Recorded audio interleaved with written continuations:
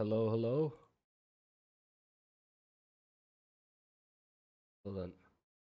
Is this the right size? Yes. Hello. I'm I'm back from the dead. Uh I've it took a little longer um than expected. But chicken tremendously good. Chicken absolutely good. What?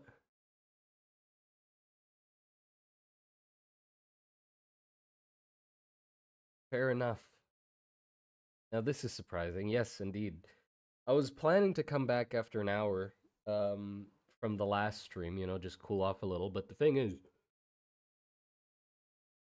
it seems like the reason I was so weirdly hyper was because it was a combination of me having woken up today at 4 a.m., taking the medicine uh, without having eaten enough. I did before the medicine, but I guess I just didn't eat enough. Uh, and so I was just fucking, I was like, just losing my shit. I'm good now. The medicine eventually wore off, and I passed out on the bed because that sleepiness from the morning came back in a wave, and I just slept. And now I've woken up again. I ate something, and now yeah, now we're here.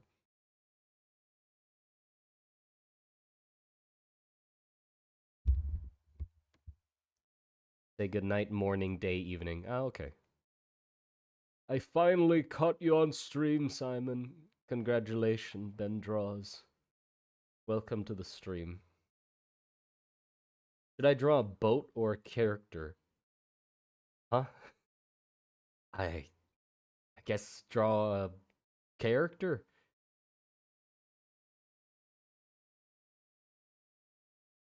Do we have a chat leaderboard now? Oh, yeah, on YouTube. I don't know what the leaderboard is. Is it like frequency of messages or something? I don't see the point of having a leaderboard in a chat room, or a stream chat. So I don't know what the hell that thing's supposed to do, but it exists, so that's something. But yeah, I'm a lot more focused than I was. This on I said that and I completely lost my way of speaking immediately. I'm a lot more focused than I was in the earlier stream, so we're gonna actually just get right into what I was planning to do on that first stream but never got to, which was writing the lore about the locations of the world, and we're gonna be starting off with Burla. Uh, I'm basically gonna be transcribing uh, what's here first, and then thinking about what details I need to add. So we're separating it out into the influence uh, Burla had before the war, what we think happened to Burla, the period where we weren't in contact with them, and then what we know now of Burla, like the state it's in, and then some details about the state it's in right now, the statues in Burla, the Burla men, uh, cursed city. I don't know why I wrote that, and bounty. The bounty part means just like talking about the why people are invading the city to try and reap its riches. They made le magic, indeed they did. Come on, let me write. Thank you. Okay. So I sort of got to read my own thing to know if how I want to write it.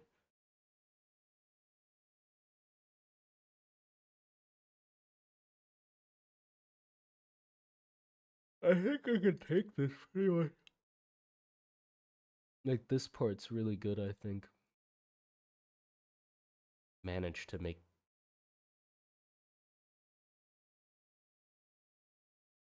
this. Burla was the birthplace of magic. It was where it all began. Well, all began. I can probably put that.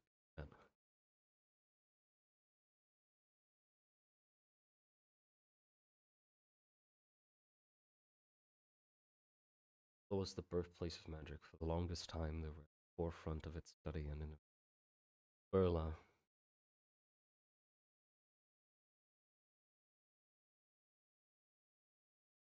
And I'm thinking about it. So, what perspective are we thinking this is written from?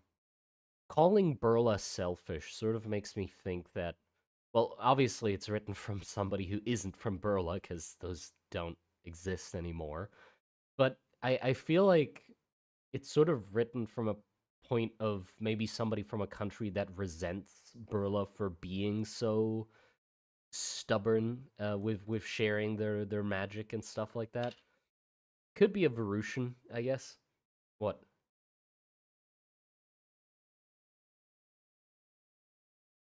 Did Burla literally make magic?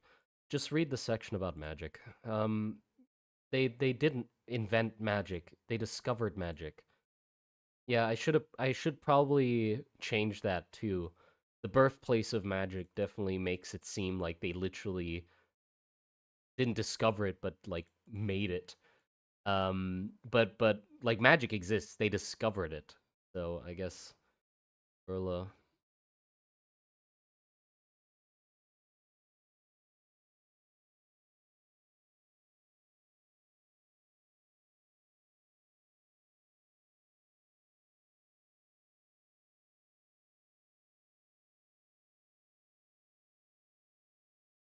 discovered. Uh,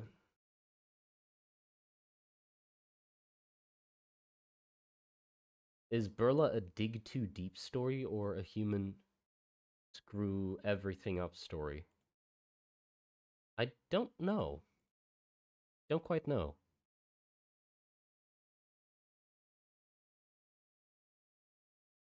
I have so many questions. I mean, the videos basically cover the same. You can watch the video about Burla, but I sort of just give like a brief history of what the hell its role in the setting is at the moment. But okay, Burla was the place where magic was first discovered.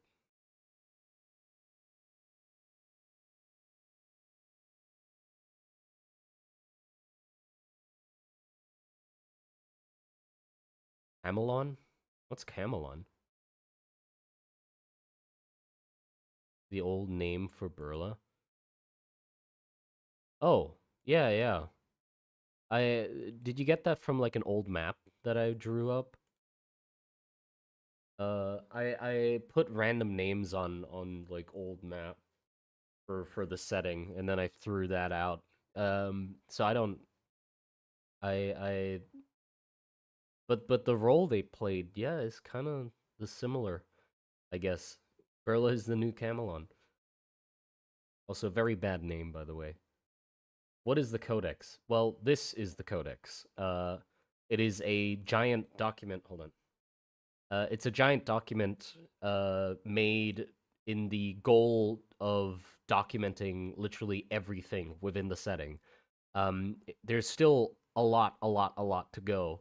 A lot of these are just images and not finished images either. The only two entries that are sort of finished are the one about the Ram Bunker cities and also the Crawling Bishop. Magic is also very fleshed out, but there's still a lot of topics to cover. But what's there is already written. Yeah, so that's the plan of it. It also explains like the goal of the project as well. Well, the goal of the project is very small at the moment, I guess, or big. I mean, it is a big thing. It's just that it doesn't look much toward or towards the future, I guess. At the moment, the main goal is to flesh out the file and make videos about the things in it. I've put the goal of making a book on hold indefinitely, as the way a book is formatted isn't intuitive in the same way that a file like this is to the way I think. What will happen to this file after it's done? I don't know, but I'm enjoying this. I'm enjoying it as it goes along. Yeah. What? From the old stream. Oh, okay.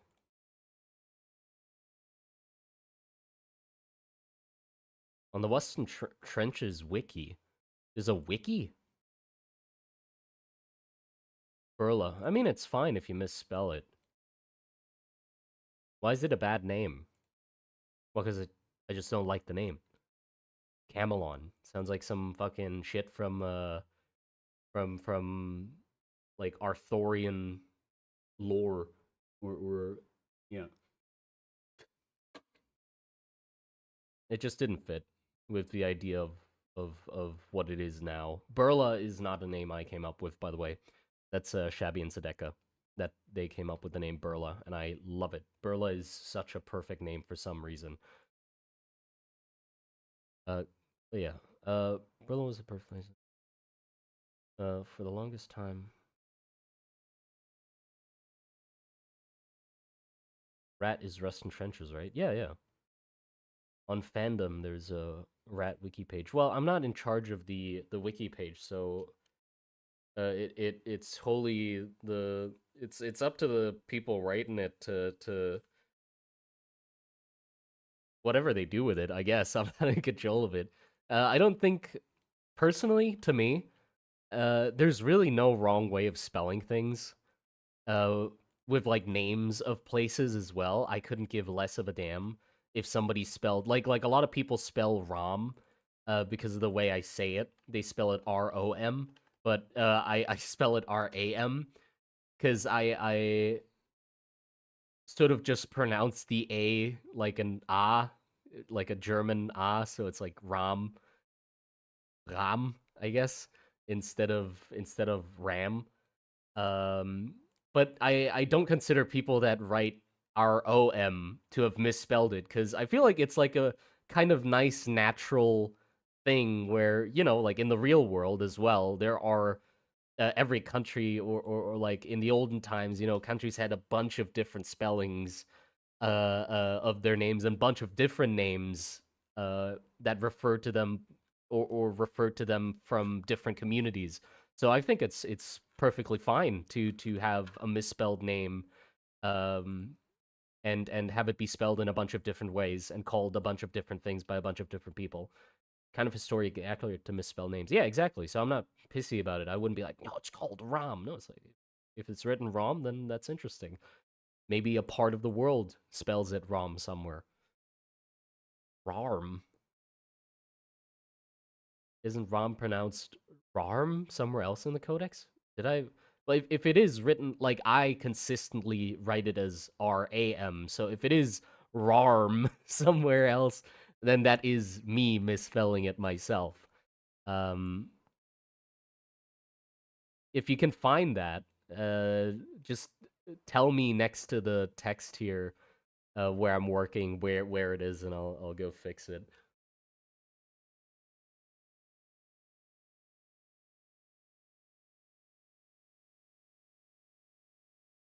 Would that mean technically Rom would have an accent on the A?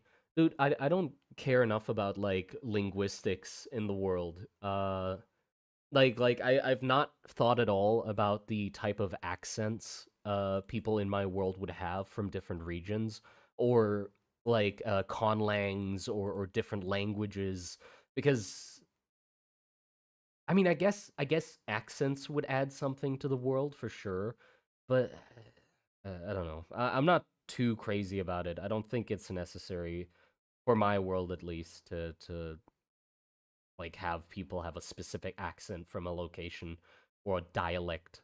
You know,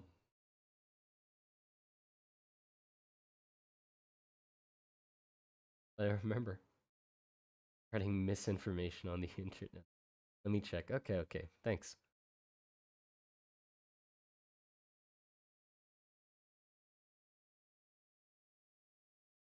By the way, the reason I'm not writing much is because I'm actually thinking in my head. Because I know the thing is, I know everything. the benevolent. No, I know more than is written. You know, that's the thing. Is like I know everything about Burla, but I have to be selective with the information that I do tell about Burla, in the lore entries. So I'm sort of like scanning. I'm scanning through the thoughts in my mind. Makes it sound like I'm smart. I'm not. It's a complete fucking mess up there right now. But I'm sort of just like running through it to think like, okay, what parts would be known at the moment in the setting, and from the perspective of the person that I'm sort of uh vaguely writing this from, you know? And I'm struggling to think what parts to include at the moment. And obviously I can't talk to you guys about it, because that would be spoilers, and we don't want to spoil things. Monster Garden. Remember what I said when I said Scaly should not have. Oh, welcome back, I guess. Um, yeah, I do remember that. I hope you do not wish to continue that topic in today's stream. I do believe we did end it off last stream, and I don't think there is anything more to add to that. Um, a lot of world building projects don't emphasize language stuff a lot. So yeah, I a lot of things in the world I don't find necessary. I mean, okay, I make it very clear in the section like up here that I wrote about my intentions with Rust and Trenches and the visuals and stuff like that. I make it incredibly clear what or how I think about world building, like what I enjoy about world building and how I go about it. Um so like uh I love art because of its visuals, right? That is the forefront of why the fuck I draw is because it looks cool, right? So Rust and Trenches is literally just the vaguest or like the shittiest excuse of a facade of lore that I could think up that would allow me to use it as a platform, like as a foundation to build cool designs off of. It vaguely veils my own personal interests and stuff just piled on top of it, uh with just enough lore to like pad it together as an excuse, to make it cohesive. But in truth, it's just my own personal project that I really enjoy, you know? And that also means that because the main emphasis is uh the visuals. I like visuals, and I like drawing big tanks and cool soldier uniforms and trenches. Anything in the lore that does not directly or indirectly lead to cool visuals that I can draw, I don't really care about. Like the politics of the countries, for example, like, oh, what's the hierarchy structure of Rom? I couldn't give a shit. Like maybe I'll cover it like if I get something really interesting that means that I can draw it in an interesting way, then yeah, sure, I'll cover it. But it is not necessary at all to my goals, which is just drawing cool tanks, you know?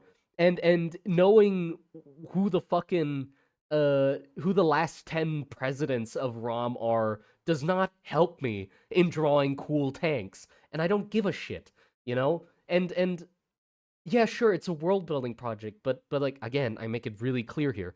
I don't see the point of like world building projects having to cover literally every fucking aspect of a world to make everything as realistic and cohesive as possible. No, you can literally make a world building project about fucking sandwiches and then just have a wireframe around that concept that props it up just enough to hold it in place. And that could be your world building project. You don't need to fucking do anything else. Just like, there you go. There's my world building project where the whole world revolves around sandwiches. And that's it. Right? That's allowed. I don't need to cover everything. Who cares about presidents when you have tanks? Am I right? Yeah, exactly. But that's like, if you want to write about the presidents, sure, you can do that in your world building project, but I'm not going to do that because that's not what I care about. I just want to draw cool tanks. Um, and also, this is the sad part. Sort of, I have to preface this. I wrote this out. I sort of felt sad when writing this out because I never thought that it would be something that I had to write out, you know? But just as a warning, and the thing that's even sadder is the people that this refers to will probably never read it and still do the things that they do. But still, I had to preface that please do not take anything within the setting out of context. My intention with the topics that I cover in the settings are purely, or in the setting, are purely visual and do not reflect any of my own beliefs. Nothing within the world draws any parallels with anything in the real world. If you think, oh, he used that helmet design from for a good guy, which resembles that helmet from the real world bad thing. So does that mean that he thinks the real world thing is good? No! No, fucker. That's too deep. It's not that deep. I am incredibly shallow as an artist. Like the all it takes for me to take inspiration from like a design in the real world is, ooh, look at that cool helmet. And then I just take it. That's it. There's no like symbolism of like, these helmets were used by a very problematic military in the real world. That means the military that uses it in the setting represents that real world military, which also then represents his thoughts about that real world military. So if they're portrayed in a good light in the world, that means he likes him. What the fuck? Like, okay, the the world has people climbing pillars because I like rock climbers. I have buff augmented super soldiers because I like drawing muscles. I have soldiers and war because I like the visuals of trenches, armors, and tanks. That's literally it. You know? The sad thing is, I had to preface this, and to you it might seem obvious, and to me it seemed obvious, but sadly, it seems that it wasn't that obvious. That there are sadly still people that think that I, somehow agree to the things or like I'm trying to say something with the shit in the setting, which just it's just sad, when I see those comments. I'm not like upset or anything. I'm just like, come on, man. Like, come on. It's a fucking fantasy world where I'm drawing buff men climbing pillars and shit. Like, what are you trying to get at? You know? I too like visuals of trenches, armors, and tanks, but with kaiju somewhere in there. Yeah, that's cool. But yeah, it's sad that I have to write that out because I've had there. The thing is, I'm so disconnected from like the politics that they think I'm trying to talk about or have an opinion about. I'm incredibly disconnected from them to the point that when they do message me with like their upset comments, I don't know what the fuck they're talking about. Not just from a standpoint of like, no, you don't get my world. I mean like what they are complaining about with the terms and words that they use. I don't know what the fuck they're talking about. I don't know politics, man. I don't know shit about wars happening or arguments that countries are in or conflicts or whatever. I know fucking nothing. I don't watch the news, Or like somebody messaged me and used like the term like anti-Semitic. Like I've heard that term getting thrown around, anti-Semitic, and they said blah blah blah whatever anti-Semitic. I like sort of skimmed past it, and I was like, I don't know what the fuck that means. Like I to this day I still don't know what the fuck the term anti-Semitic means. I'm not involved in any of the shit that uses those terms. The only thing I know about politics, or the only thing that keys me in to the current politics of anything going on in the world is I know the price of chicken in the big C that I go to buy my food. That's it. So like I notice when it goes up to like 79 baht or when it goes down to 69 baht and I'm like, "Ooh, something's going on somewhere." But, that's it. Maybe Simon isn't trying to be anti-Semitic with the dwarves. Maybe he just likes tiny little bearded alcoholic men. Yeah, that's it. I don't understand. Racism against Jews. Yeah, right. It was they commented about the dwarves. Like they said something about glad that I dodged the anti-Semitic undertones of dwarves or something. And I was like, what? I was there something about that? I never knew that like bearded men in like mines digging minerals had that something to do with Jews, I guess? What the fuck does that have to do? It's fantasy, isn't it? Yeah, let's just skip past this because the more I think about it, the more I get confused. Because again, I don't know shit about this. It was something about that. I don't remember anymore because it was a while ago. It was like a year ago. When the dwarf thing uh was like the video that came out. People love to assume thing. Well, yeah, but it's very sad when they do because like what for me, one of my greatest not fears, I guess one of the things that bother me the most is when people misunderstand my intentions, you know? Cuz it it it it aches to a certain degree cuz you're like I that's not what I'm you know, like you don't I can't describe, but that's like a thing that ekes me to a certain degree.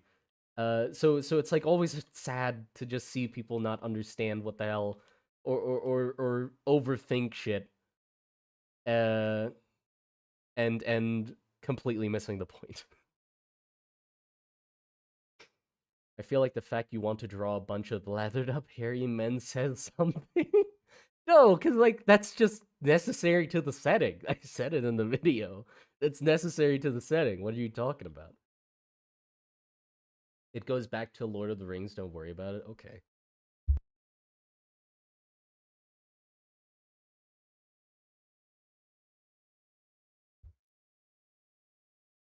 Well, I know dwarves as Georgians because I don't know what that means.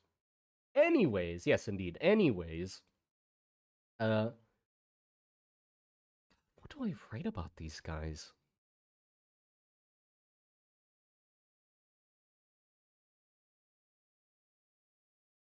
I'm very stuck on what people would know about Burla before.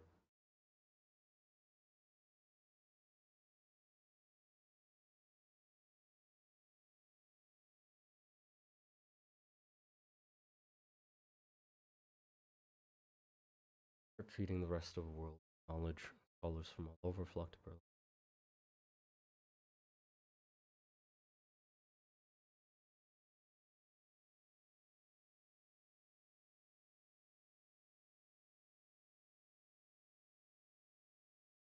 Yeah, I mean, it works. I don't see how. I did write it quite well in the script, I guess. But then, in a shift of tides. Yeah, I guess I can explore further, or I can elaborate further on the shift of tides thing.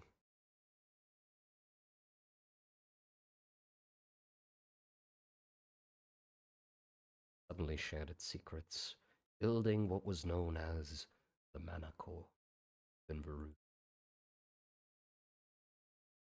gifting them. Yeah, but now that's annoying because I guess I can go into a little bit of detail of what the Manacor is. Because if I go into too much detail, then I just would write about that in the section about the Manacor. Um, uh,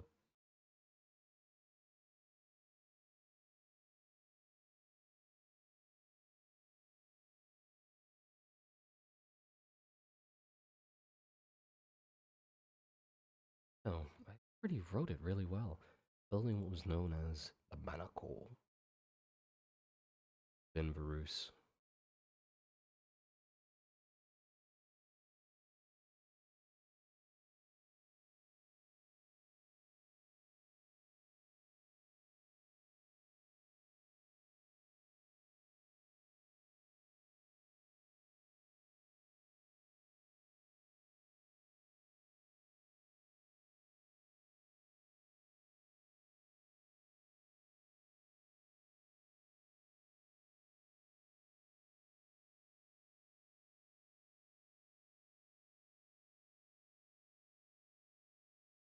Okay, yeah, facility that produced mana infused oil.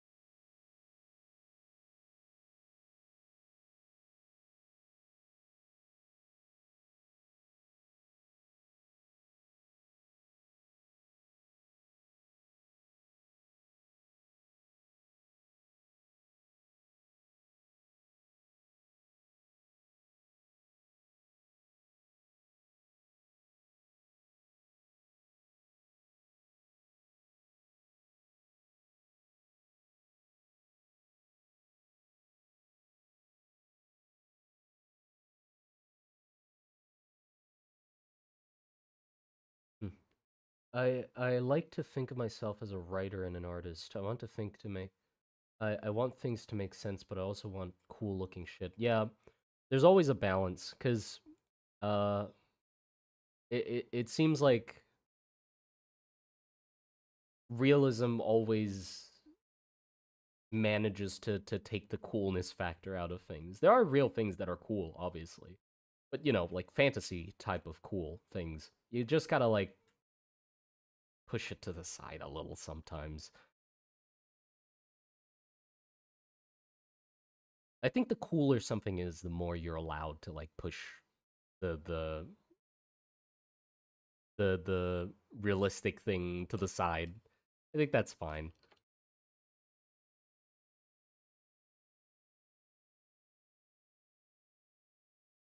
Okay. Hold on. Ration of fuel.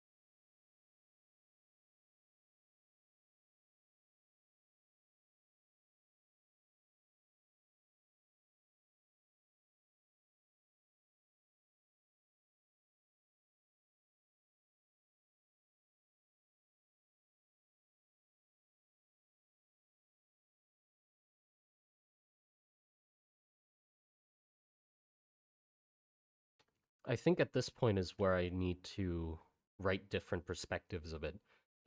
I feel like this is the baseline information that everybody would agree on. So Burla discovered magic. Yes. They were selfish.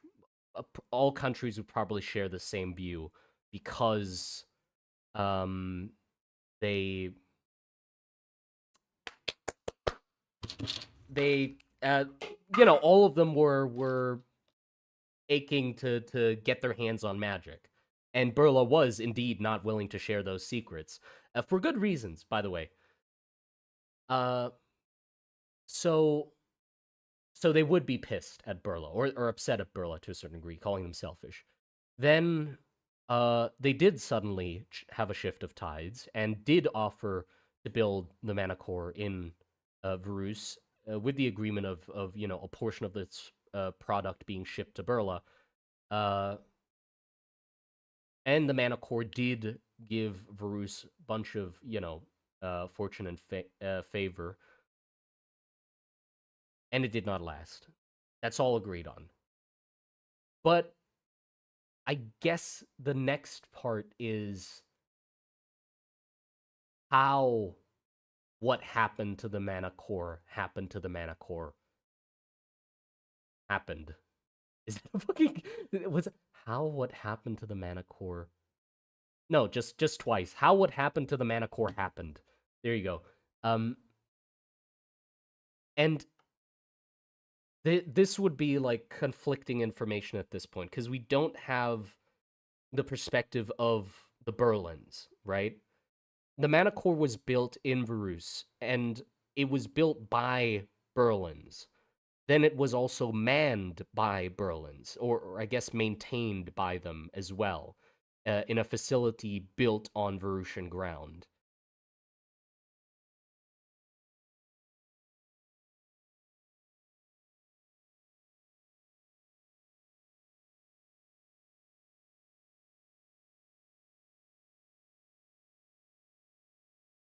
There are magical plants and animals, but I'm not sure if a mountain can use magic because it doesn't have thought to cast spells. Yeah, no, not really, I guess. I don't think a mountain can cast spells. Uh,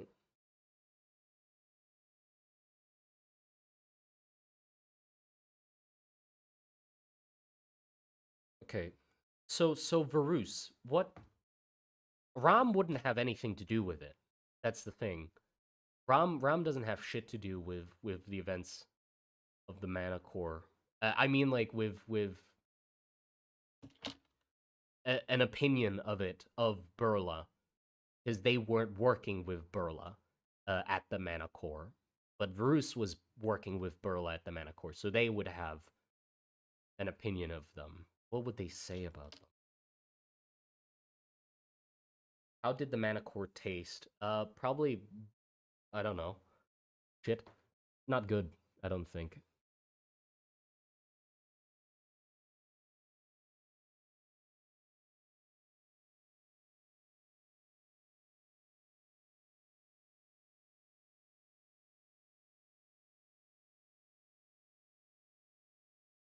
Read like I literally have a giant section about how magic works.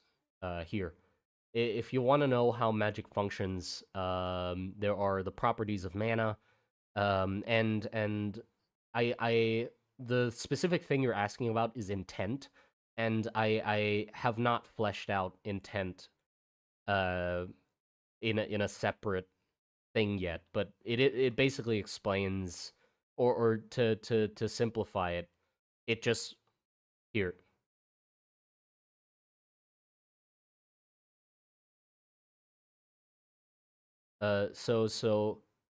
Magical creatures have inherent abilities to use magic, but humans have to use implants, countless hours of study and practice to be able to cast spells, meaning they need to use their intent. And also, where did I write it? Yeah, humans in the setting are more so catching up with magic rather than innovating. The scope of magic that humans have learned to use is small in comparison to what can be found in nature. Our ability to use it is strictly tied to our understanding of it, and a large aspect of magic is still out of our grasp as we have not managed to wrap our minds around it. So magic is for humans hard capped at what we thoroughly understand, you know? So creatures have magical abilities that we don't understand yet. But they are all in under they're all under the same umbrella, under the same system, working by the same rules. It's just that the rules and things that the creatures use are ones that we don't understand yet, you know?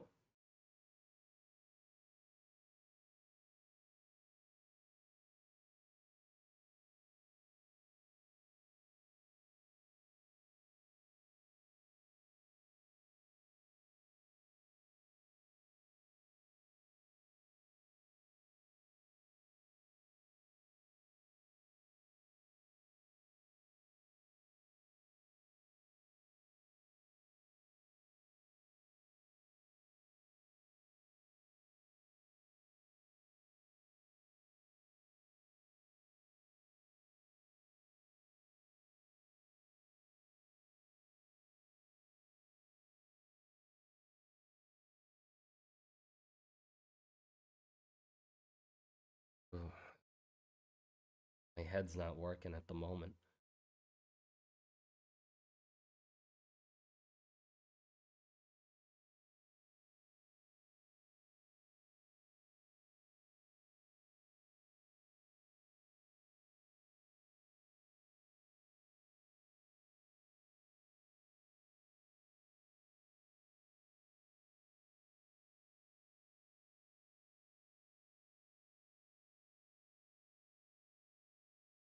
Burla was a pain to. Who would say this?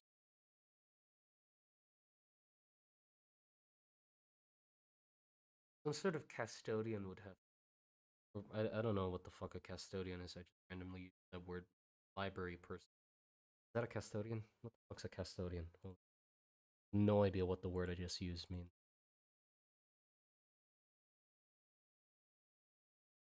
A person who has responsible for looking after something. I guess that could count as somebody looking after a library. So it's sort of close to a correct word to use. Um, like some sort of lore keeper would know of the sort of drama between Bruce and Burla, but how would the drama be documented? I mean, it would be in letters and complaints, probably in the form of letters from researchers at the Manacor facility.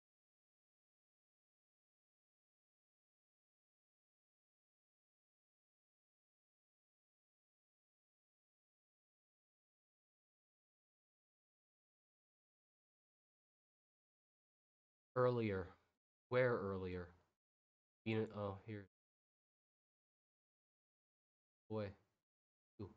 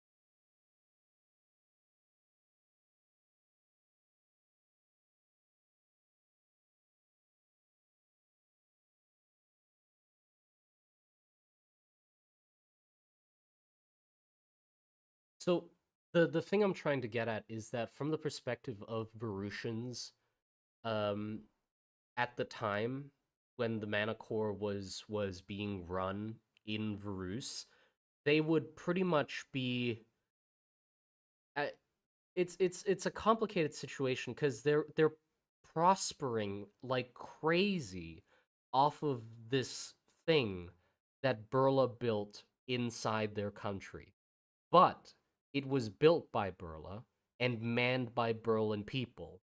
And they have made facilities, like buildings and other things, amenities to accommodate the Berlins that were sent over to look after the Manacor as well. And so it was like this quiet annoyance as you can't complain because you're literally getting rich off of them and what they're doing. But it is really fucking annoying because their cultures do clash quite a bit. Like the way Varus and Burla depict the gods is quite different from each other. And to the eyes of the Varusians, the way that Berlin's uh um like worshipped gods and stuff like that was like quite rude or seen as quite crude and sort of mocking to what Varus sees gods as, you know? And also Varus was very eager to, be able to work at the mana like the reason they took up Burla on the deal to make the Manacor in Varus was because they were betting on the fact that Burla doesn't share secrets, but this is the chance that if they make a fucking facility or something in our country, that we'll have a chance to somehow like strong arm our way into that place to learn some of their fucking secrets. Like we want to know what the hell they're building as well. But they ended up just building it themselves and then manning it themselves. Like what the fuck? So tensions were running a little high with like people not being happy about the presence of Berlins within Varus, uh, because of like the differing beliefs and stuff like that, but also because they were basically making miracles under our noses and not telling us how the fuck they're doing it. Um, so how do I word that?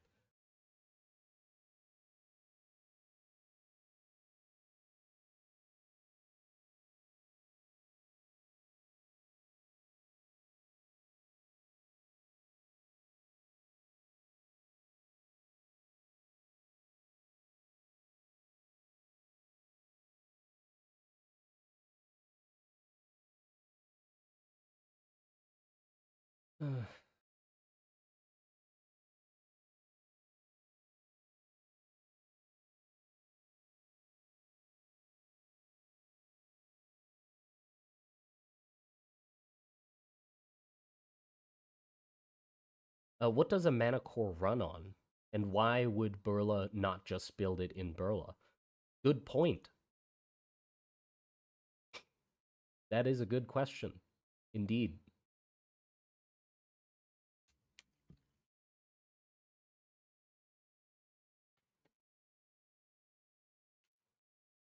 Wait, what? There is a Discord link, but it doesn't work for me, even though I have a Discord account. It says link is invalid or expired. What can I do? What you can do is give me a second, and I'm gonna send you a link in the chat.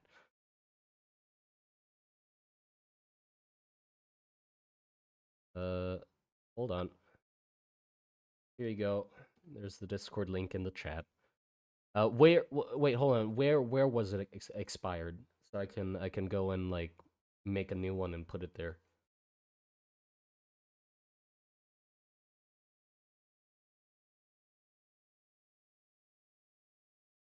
Is the best listening to while drawing? Yeah, but I'm not. I'm stuck on it at the moment. Like I don't know how the fuck to word that or from whose perspective to word that from.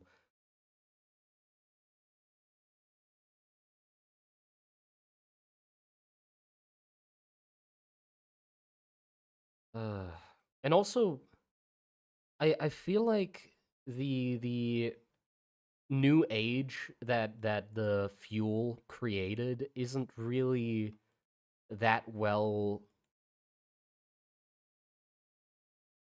betrayed in the world.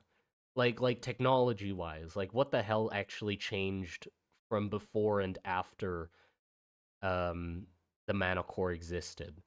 There was the giant climbing robot in Varus, and then there was the Saints in Rom. But the issue is if they have giant climbing robots and the giant drills in Rom, then why don't they have any other walking things around and shit?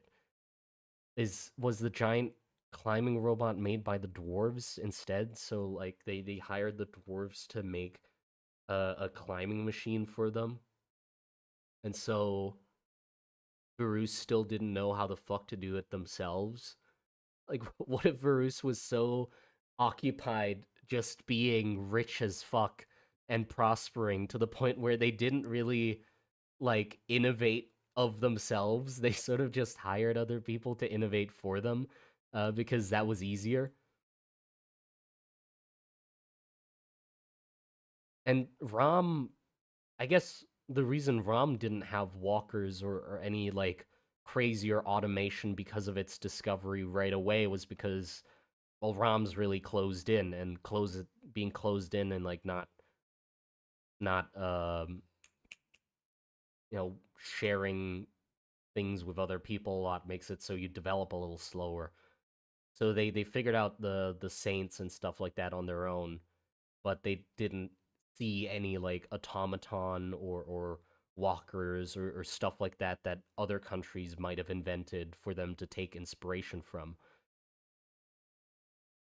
Yeah, that could be the case.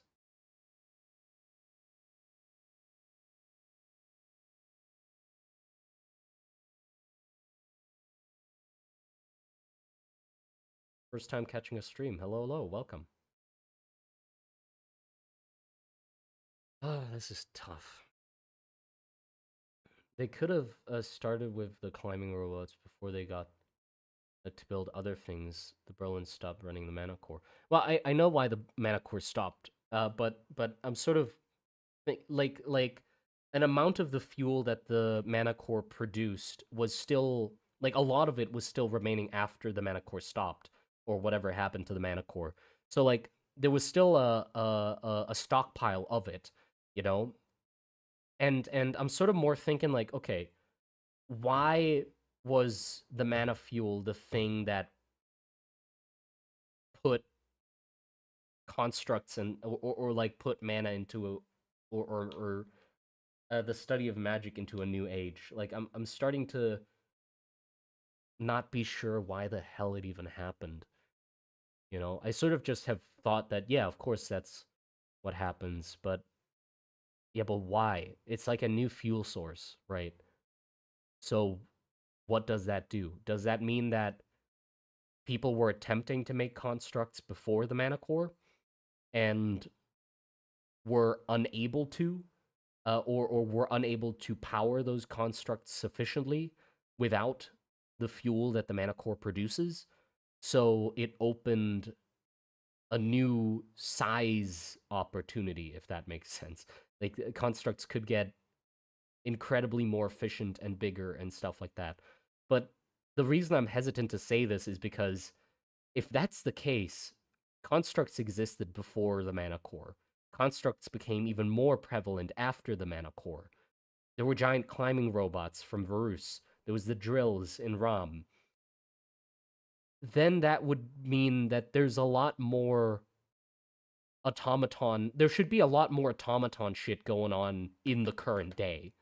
You know, like this is hundreds of years after the mana core was created, which is hundreds of years of time that people have already figured out automaton, you know, and magic constructs and stuff like that. So they must be like I'm imagining carts being automatons, like carts having legs and shit like that. And like the if I'm thinking about it, like the ROM tank here is horribly primitive. Like that's the kind of shit that you'd come up with like, you know, like 10, 20 years after the fucking Manacor. But not like 100 years. Well, the war's been going on for 100 years. I guess it would be early on in the war. Mech suits, yeah, like mech suits and stuff like that.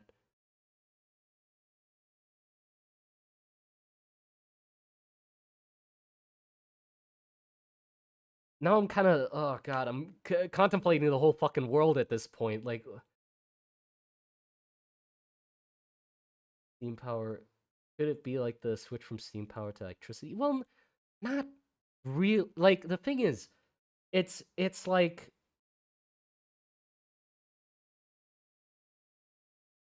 it's like from burning coals to burning fuel. You know, it's like disgustingly more powerful, and more space efficient, and yeah, that's basically it. Like more space efficient and disgustingly powerful. Like that's what the defining thing about the mana fuel was, that it has an incredible amount of mana packed into a small space, which allowed for it to, you know, fuel constructs like very uh large constructs for a very long time. Before the mana fuel, you had basically two options for creating magic items or constructs. And I mean fueling creating fueling magic items or constructs. You had two options. You had mana potions, which is basically just salted water with mana in it, or like crystals and gems. And both had their downsides. Mana potions don't really hold that much mana. It's enough for a mage, but certainly not enough for like a big machine, a big heavy like magic powered machine, depending on what it does, obviously. But like you would need a lot of it to power big machines, which is very difficult because it is very resource intensive to make mana potions. And burning that much mana potions, or like consuming that much mana potions, is, you know, takes a large, and also it's just a lot of mana potion to have a construct lug around. It just exponentially grows the weight and tonnage of the thing that needs to lug around its own fuel, which means it has less capacity for everything else. And the other thing is gems. Obviously, they're hard to find, but the other downside is it's really hard to put mana into gems. They can hold a lot more by volume compared to mana potions, but they're also incredibly stubborn at releasing mana as well. So uh they were more fitted towards constructs and magic items that required a small constant stream, like a slow constant stream of mana over a long period of time. Like for example, like a clock, something like that. You know, if you made a magic clock, you'd want to fuel it with a gem because a gem releases slow mana for a very long time. So that were your two options, right? And then Mana Fuel came along, and it was like we could produce it. They produced it fast as fuck, like disgustingly fast. They you could utilize it really easily because you just burn the fuel, and then it releases the mana, right? So uh, it's really easy to use. It releases a fuck ton of mana. It doesn't take up much space. So it basically knocked all the other options completely out of the park, right? It's like a whole different league of so like a whole new level of possibilities was possible because of the fuel, not because it like allowed for new, or not because it gave. I guess it did. Like I guess that does count as giving something new, even though it's the same stuff. It's just it does it so much disgustingly better than everything else that it does count as a new level of possibilities.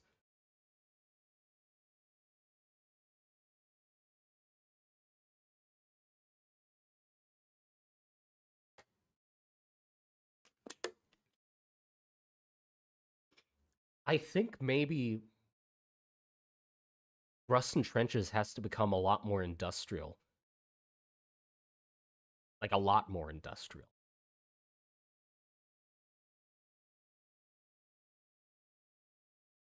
Huh. Because I really want to reflect that age of magic prospering from the mana fuel.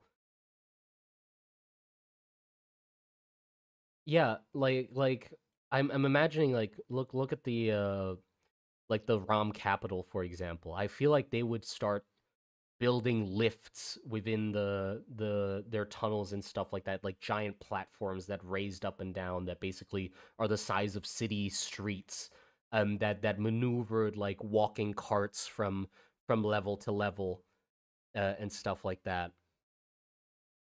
Like they'd be able to do that, but it would also very much heighten the impact of mana fuels. Like it would heighten the impact of what happens to the mana core, because as soon as like that fuel stops being produced, every country gasped pretty much, because they have now built they have built the infrastructure that relies on that shit, you know? Like their countries run off of the damn stuff, and that's why Varus is so disgustingly rich, cuz they're basically fueling every other country's economy with what they're producing.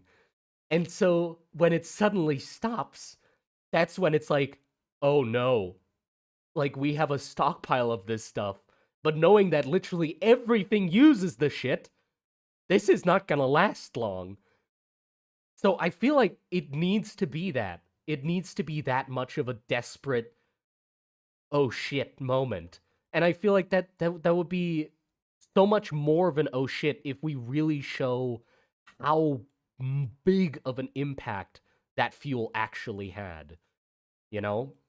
I don't think that's well shown in the world yet. Because before and after the mana fuel would stop producing, nothing really changed. I feel like there would be so many more things in the capitals of the cities and giant structures and things that are just dormant because they don't have the fuel to fuel them anymore. They could do it with like, the mana potions, but the infrastructure wasn't built to run off of that stuff, so it just doesn't work, right? It's a completely different system. So it's just dormant giant lifts that used to haul hundreds of tons of minerals up from the underbelly of Rom, and the giant walkers that climbed up the towers of Varus just lie dormant, anchored into the crust of the pillars or whatever. Like just these remnants, I think would need to be from like still hang around from that age, and like husks of those things getting torn down and recycled for their components to be used for the war machines that are now getting used to fight the war, that are more suited to be fueled with the things that they have available again, or like the how it recessed back to mana potions and crystals and stuff. Massive amounts of wrecked old tech. Yeah. The thing I guess that I'm more thinking about is not like I have to make a lot of new tech. Like a lot of it would be dormant and just not usable, right? But I'm sort of more thinking about like there's been 100 years of like so everybody used things fueled by mana fuel, right? So it was crazy good, which needs to be reflected by having really big, really important things be fueled by it, like trains or lifts or drilling machines and stuff like that, right? Which means those existed for a really long time. Uh, which means that now that the war is happening, uh, constructs and stuff like that need to look like there is 100 years of history of constructs being built behind them, right?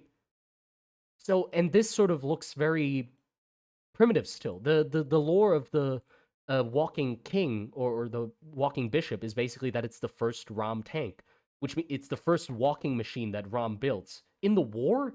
So they only started building the first walking machine like 20, 30 years after the fucking Manacor went skadoosh and mana fuel like started running out.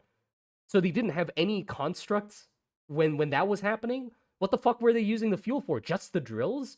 Like yeah, of course the drills are big, but not enough to warrant the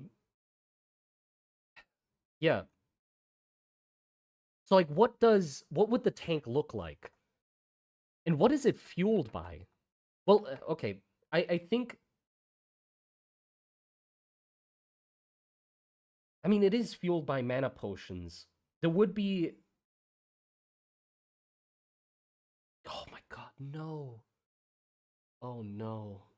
I'm also okay, what about also like okay, if Ram was using the mana fuel to further their religious pilgrimage to the center of the earth with like the drills digging to the center of the earth, and then the war started, right?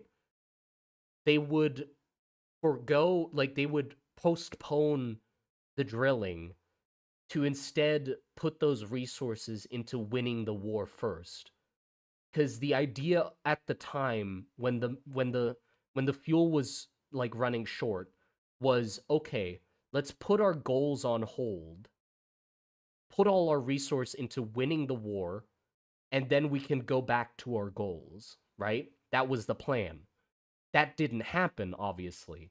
But that would also mean that for a while at the start of the war, there would be tanks and constructs used in the war that were fueled by mana infused oil. And then, as the war kept dragging on, they were like, oh no, this is not a quick one. And we ran out of the fuel. And so there's like also like giant tanks and stuff like that that would be dormant on the battlefield as well from the age before the fuel ran out. And that's why they're going into okay, sorry. I'm getting the reason they're going into Burla as well is because in the lore, um the agreement that Burla came up or the agreement that Varus and Burla came to is that we will construct this thing in your country, have it manned by our people, and for that we will take a percentage of the fuel getting produced there, which means Burla has a fuck ton of that fuel. So after its discovery, like after it gets rediscovered, uh, after the war has already gone on for a really long time, and Burla is realized, or people realize that Burla still exists and is crawling across the fucking battlefield, cutting across it. It's growing. It's a living city. Um, then they realize, wait, hold on, Burla exists. Wait, hold on, there's fuel in that bitch, and so both of them just like Ramenverse just full speed sprint at that fucking thing in the hopes of finding fuel there. Um, and then they run into the Burleman and that sort of thing, right? So that's one of the reasons that they go after that. You have even more rusty old tech wreckage. Yeah, I'm. How about the Manacor produced an absurd amount from one building, and now they have a third of the city producing a worse type of oil, and it's still no. That's the thing. Okay, I'm just gonna tell you the lore, I guess, because I really want to talk about it. The pressure in Varus was really high when after the Manacor was built in Varus. The main reason being Varus was basically the complete opposite from Burla. Burla was selfish. Burla was closed in.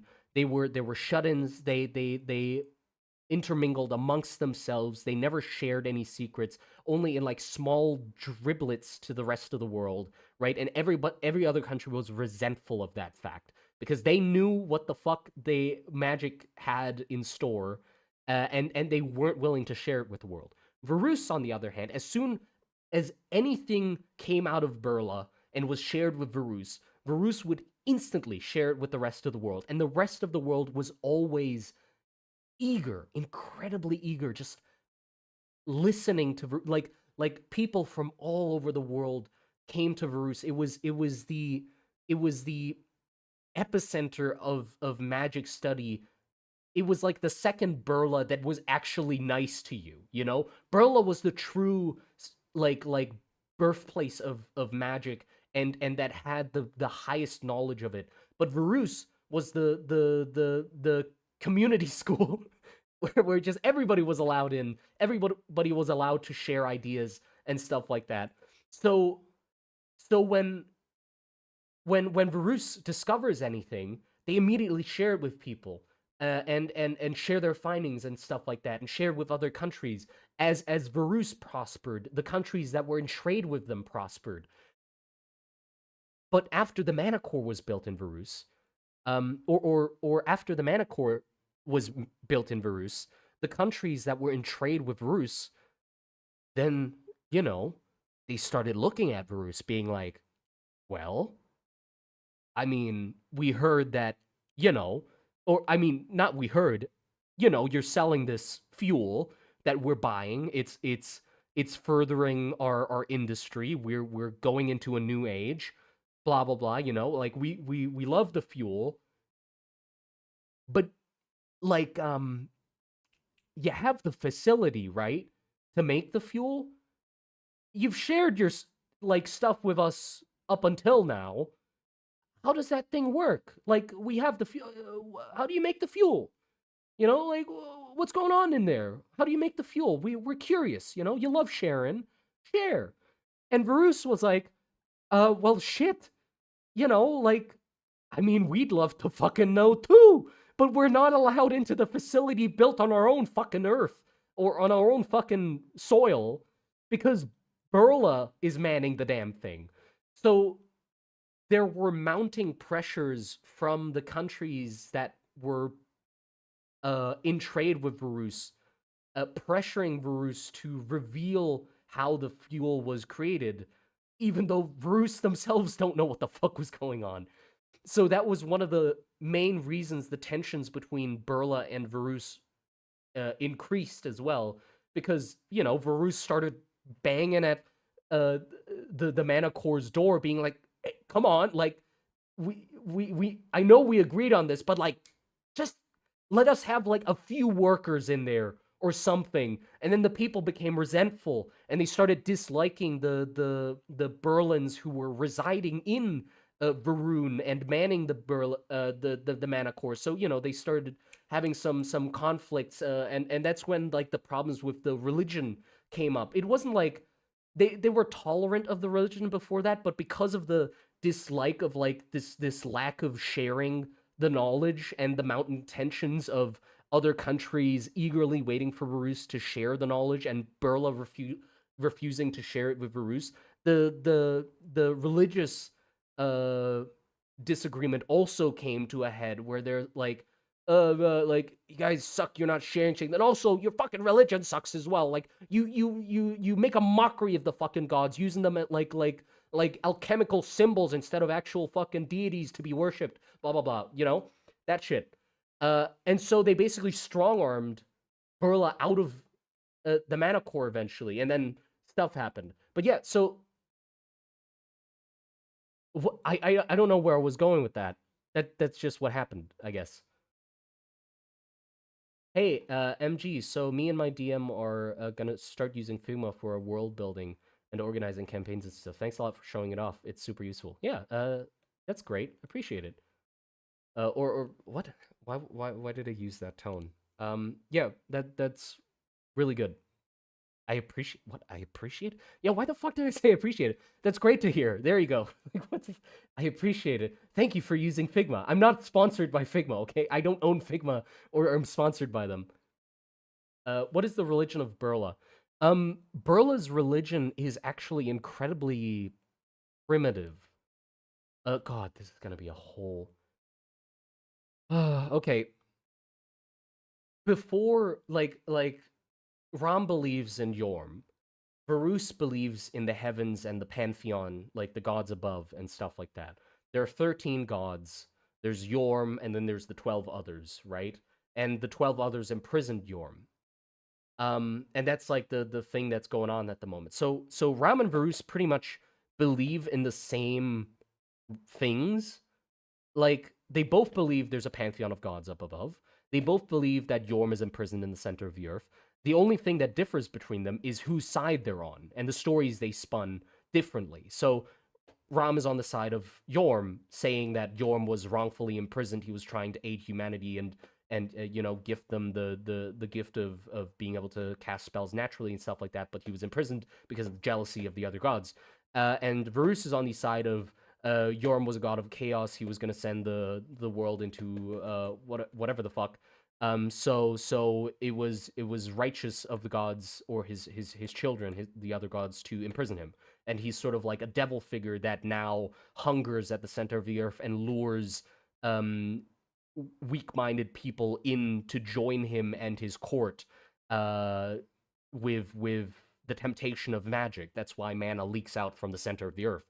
Um and Burla also believes that there are 13 gods, but they believe in like an even older version before the pantheon, because the pantheon, like the gods themselves being separated into 12 deities and each ruling over a domain and specifically being gods, that were worshipped for the sake of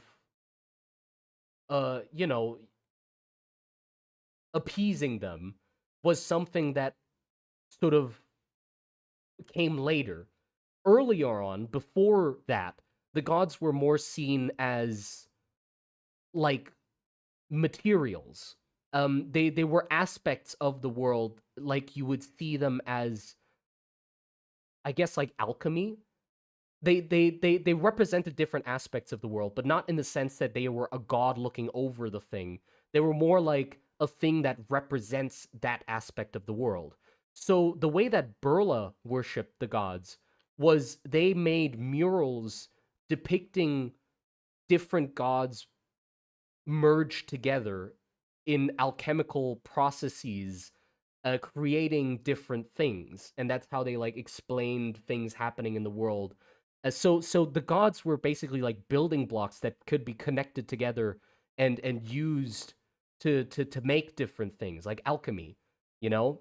And Varus used to believe in that as well, but because of their like trade with other countries, they started taking in a lot of the cultures from other countries, and that's how their perception of the gods sort of changed over time from being building blocks and aspects of the world into actual personified gods and figures that are supposed to be separated, worshipped, and have a domain specific to them that they are worshipped for, you know? And so that's why they see the Berlin way of just sort of mashing gods together like they're fucking Play-Doh, and depictions of them ranging wildly from like, oh, like blacksmiths believe the god of the forge and the god of prosperity and stuff like that are mixed together, so they have like this mural of a flaming serpent underneath a half of a body with a dog headed man holding a staff and a hammer in one hand. Like they saw those as basically like as homunculuses of the gods, you know, like mockeries of their deities. So like imagine if like Christianity, you have like, or like just imagine like Christianity, you have like Jesus and God and like angels and stuff like that, and they're all displayed like depicted beautifully. And then you look at somebody else and they say, "Oh yeah, we believe in Christianity too," and they depict Jesus, God, and like some angels combined together into a fucking Megazord, uh, like into some weird abomination, and you'd go, "What the fuck is that?" You know. So they were rightfully uh that's how like the differences in the religion came about, where it's like they started from the same point, but Rus sort of, I guess, got lost in the sauce of their religion like developing further, and Burla still sticking with like the very old uh belief of it being more like elements.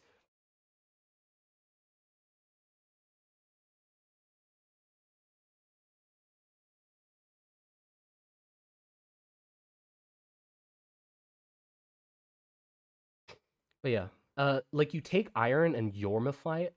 No, it's more like um you are worshiping the processes, or you're worshiping the parts of the world that you are affecting. Okay, think about this. If there are gods of the sea, gods of the earth, gods of fire, gods of the sky, stuff like that, right? And if you're a blacksmith, you wouldn't worship uh just the god of the forge. You would basically, you are making offerings in thanks of the things that exist that allow you to do the thing that you do. So you are thanking the earth. You are thanking the forge, the flame that allows you to make the things you make.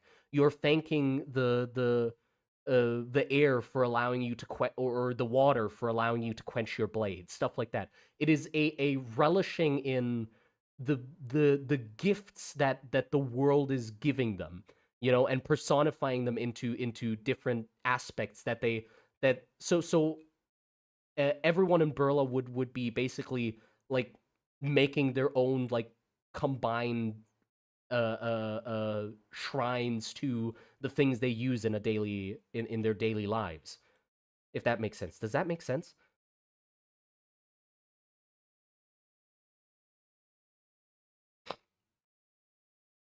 Yeah, I'll have to write that down somewhere, by the way. I have no idea how the fuck I'm gonna write that out. But yeah. Oh no. You know what this means? I think the world needs an upgrade. I think we're behind. Or what I mean is like I need to think about the setting as a whole for a while.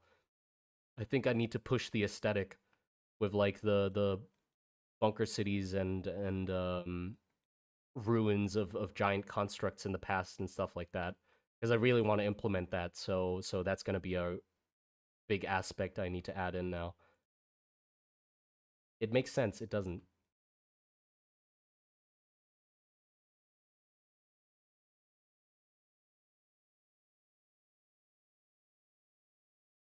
But I've never seen gods depicted that way. I mean, I thought it made sense for like before magic was discovered, Burla would have been like still a very science heavy city. They would basically be they would be all about like alchemy and stuff like that and study. That's sort of why I like took inspiration from like these sorts of ruins and like there's why you see like the alchemy setups and stuff like that for Burla, is because they were like really heavy into alchemy. So to me, it made sense that they would see the gods more as like um elements to be combined together. It fit with their idea of like the gods are, or it fit with their alchemical nature. Time to pave all the plot holes, indeed. And the combination of those gods are a god of forging, basically. Yeah, basically. They wouldn't call it a god of forging, I guess. Like it didn't make a new god. It's just that they depicted multiple gods together in one form because, the art or the act of forging was like merging all those aspects together. But it didn't create a new god. It just meant that all of those worked in tandem to create this thing. So the murals were like a representation of them being combined. Does Rom have clocks? I'm very much contemplating everything at the moment. I don't know if Rom has clocks. I think they have fucking trains at this point. Why the fuck wouldn't they have trains?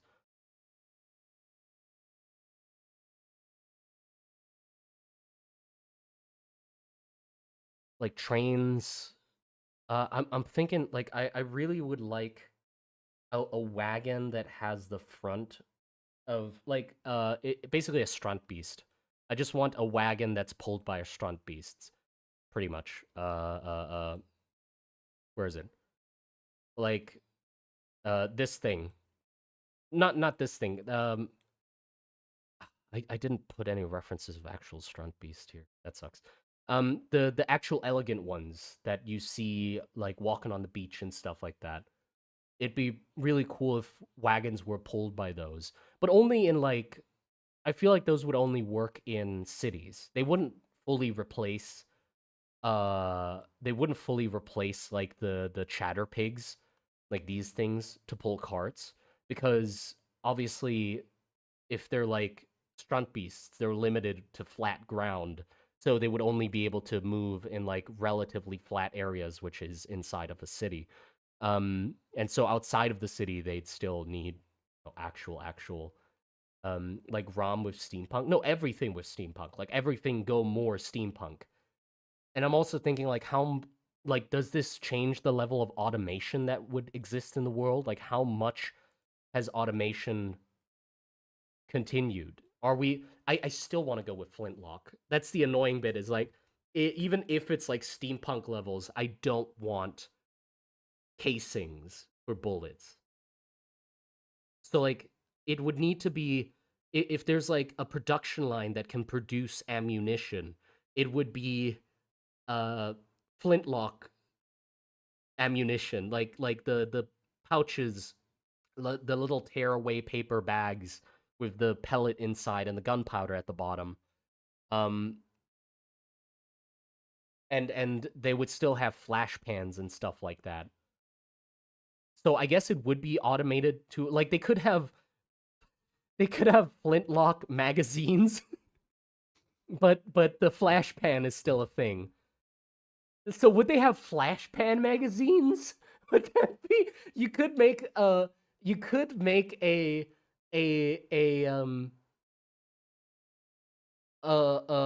rapid fire flintlock if it's just a giant chain of a section of a barrel that is the barrel, the wadding inside with the gunpowder and the bullet, and then a flash pan on the outside, and then like a spinning hammer that just keeps hitting the flash pans as they go by.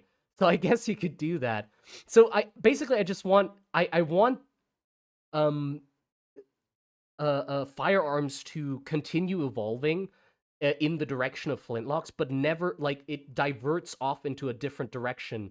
Like they never figured out the pop caps or like the flash like the explosive caps that they use in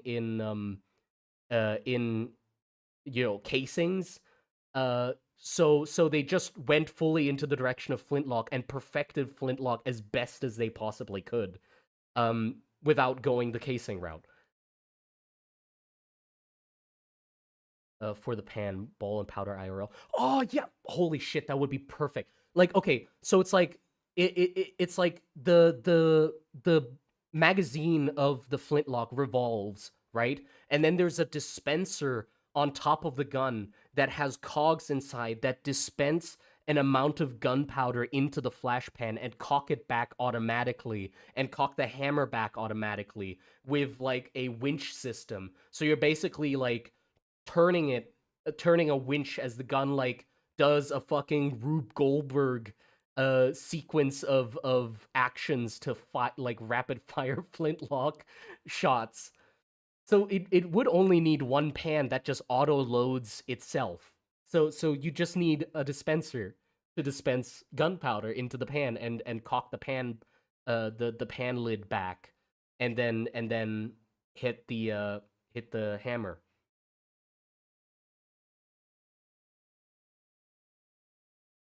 There is a lever action flintlock that is exactly what you're looking for. Yeah, yeah, I know, I know. There's a type of flintlock that has an amount of gunpowder in like the gun itself, where every time you like load it, it automatically like dispenses it into the flash pan, right? I know that exists, but I wanted to have a magazine as well, if that's possible, like a flintlock style magazine, or yeah. Holy shit, this is a lot. Oh no. We're going into a new age, boys. We're going in. The new frontier's here. And by the way, don't come at me with the bullshit of like that's not realistic. That wouldn't work. Fuck off. Fuck go the fuck go back to your real life realistic fucking outside world with realistic shit going on. Like it's a fantasy world. Let me have this. Um like a clip. Yeah, I guess sort of like a clip. Yeah, yeah, I saw that weapon from Forgotten Weapons. Write it down, write it down. Yeah, I'm gonna okay, hold on. I'm gonna write a new section. Oh god, you are witnessing the world changing in front of your eyes. I'm actually like uprooting the fucking lore of the world as we speak.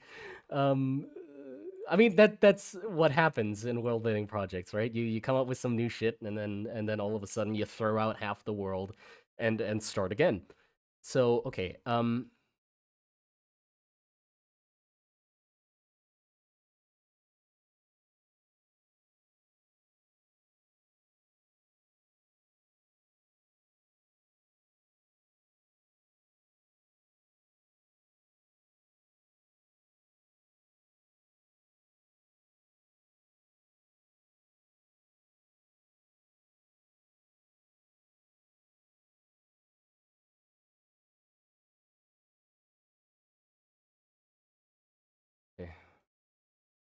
before or after the Manacor?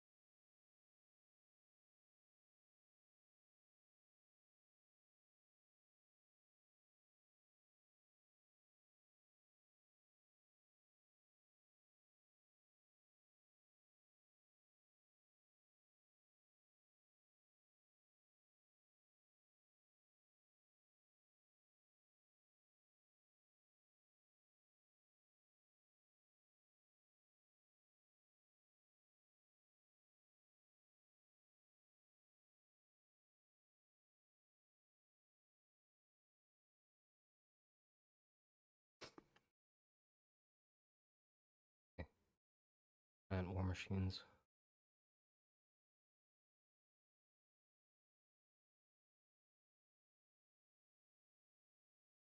Acceleration mage Gatling gun? Heck yeah. Fuck yeah. Definitely. Okay, so basically what we've now added to the world is the Manacor incident. Its impact on the world is a lot more apparent. And it has made the visuals of the world a few decades further into the future as well. I sort of need to push the industrialization angle of the world further, which means the capitals and technology of the crawling king, or the crawling bishop and stuff like that need to look different. How different? I don't know, but I sort of have an idea. I think what we need to, or like, it's gonna require a lot of fiddling around, the same as I've always done, to try and find the right level of technology that we're going with. I still don't want it to be too far, you know? Like, still sort of Da Vinci looking ass, like Rube Goldberg machine level ingenuity, where it's like all of it's still very physical, very clunky, and heavy, or like elegant and beautiful, but not in like a modern way. You know, like I think I struck the balance pretty well with the crawling bishop when it was still um correct to the era. Like I feel like something like this would have existed a few tens of years before the war, maybe not a tank, but like this level of technology, and then so we have to push it a little further for what now exists in the war. But like I think the level of it is right, where it's like it's the Strunt Beast legs, which really help keep it in like the time frame of like a weird industrial revolution, but still like medieval armor exists and stuff like that. Because it's like a walking tank is futuristic. Like it inherently is like a really sci-fi concept, a walking tank. But having it have those restricted movement legs where it's like only one axis of movement, there's no left and right turning, it's just a one motion leg, makes it like it helps pull back the concept from being too sci-fi-esque, it back into like medieval times, steampunky type of shit.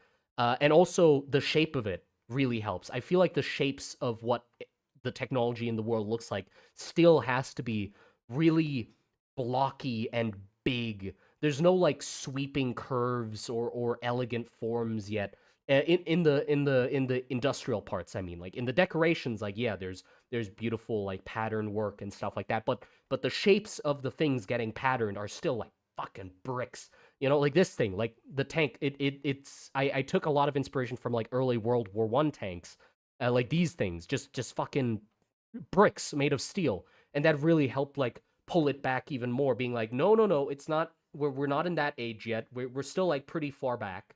You know, like it's walking, but still reserved the level of futuristicness, right? So we're still gonna keep that brickness. For like Varus, I feel they would be like more elegant and like carved with their shapes. And I mean, for the dwarves, it's literally like lifelike, pretty much. Like the dwarf automatons, I feel like, or not. I feel like we talked about this in like another stream, but I'm gonna explain it again.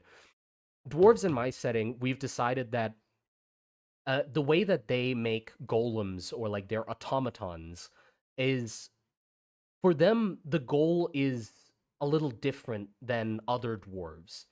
Um, the dwarves in Rust and Trenches desire to create life, something that is lifelike, you know, and that is the end goal of their machines. Whereas other dwarves in other settings, the end goal of a construct might be efficiency and strength and stuff like that.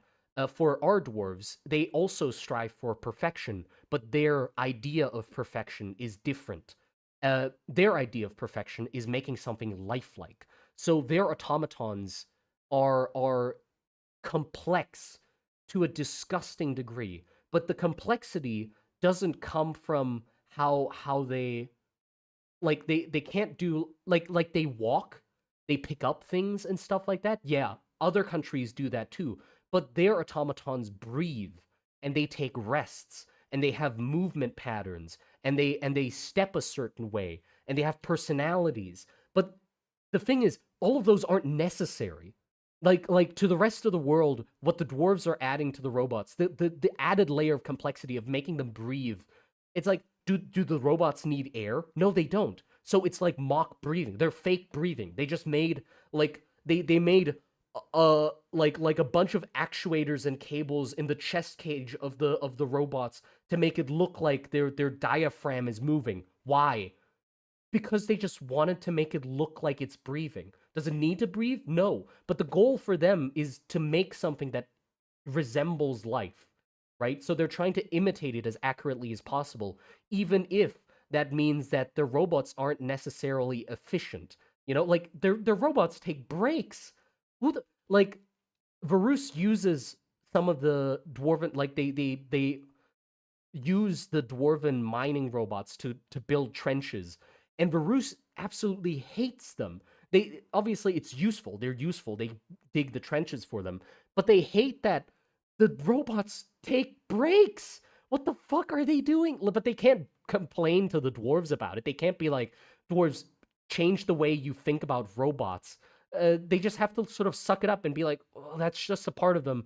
They're not as efficient as they could be because they're wasting a bunch of the energy that could be used to dig the trenches to have the robots spend some time looking around, blinking. Why the fuck are they blinking?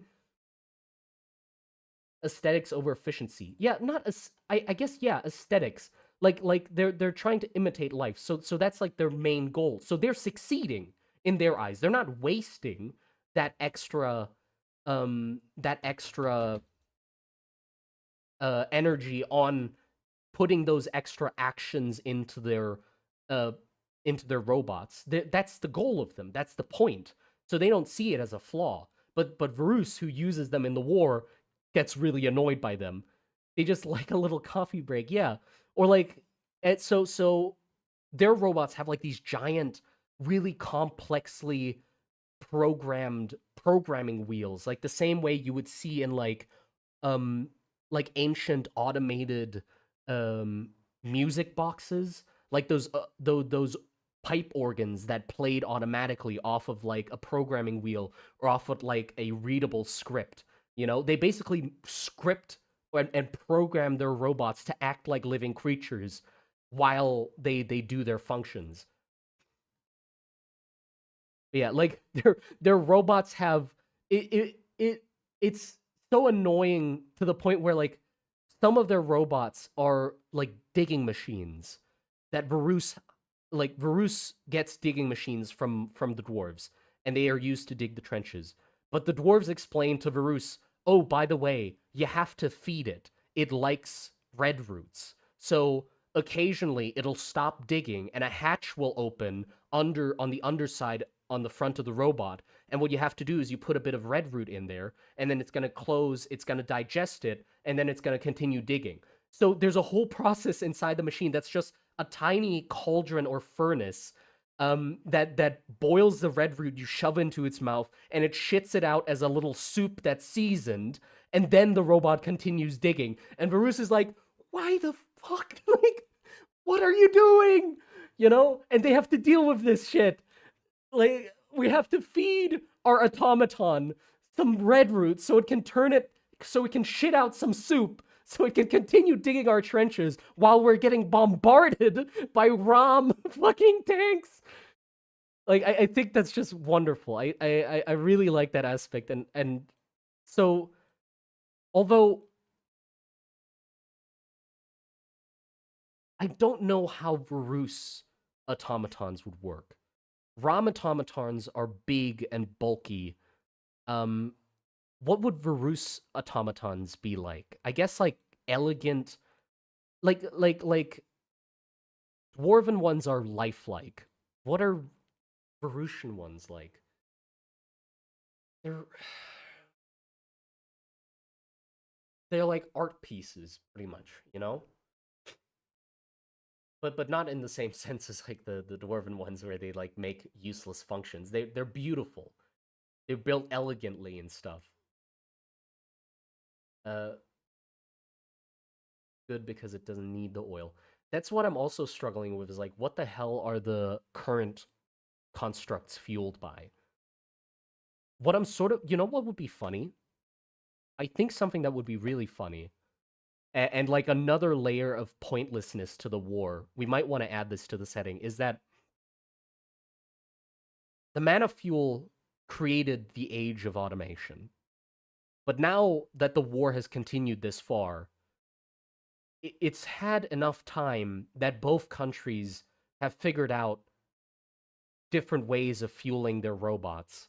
So they can make constructs that are almost as big as the ones they were able to fuel back when mana fuel was still available, but with the current methods. So if you think about it, the whole reason the war started is worthless now.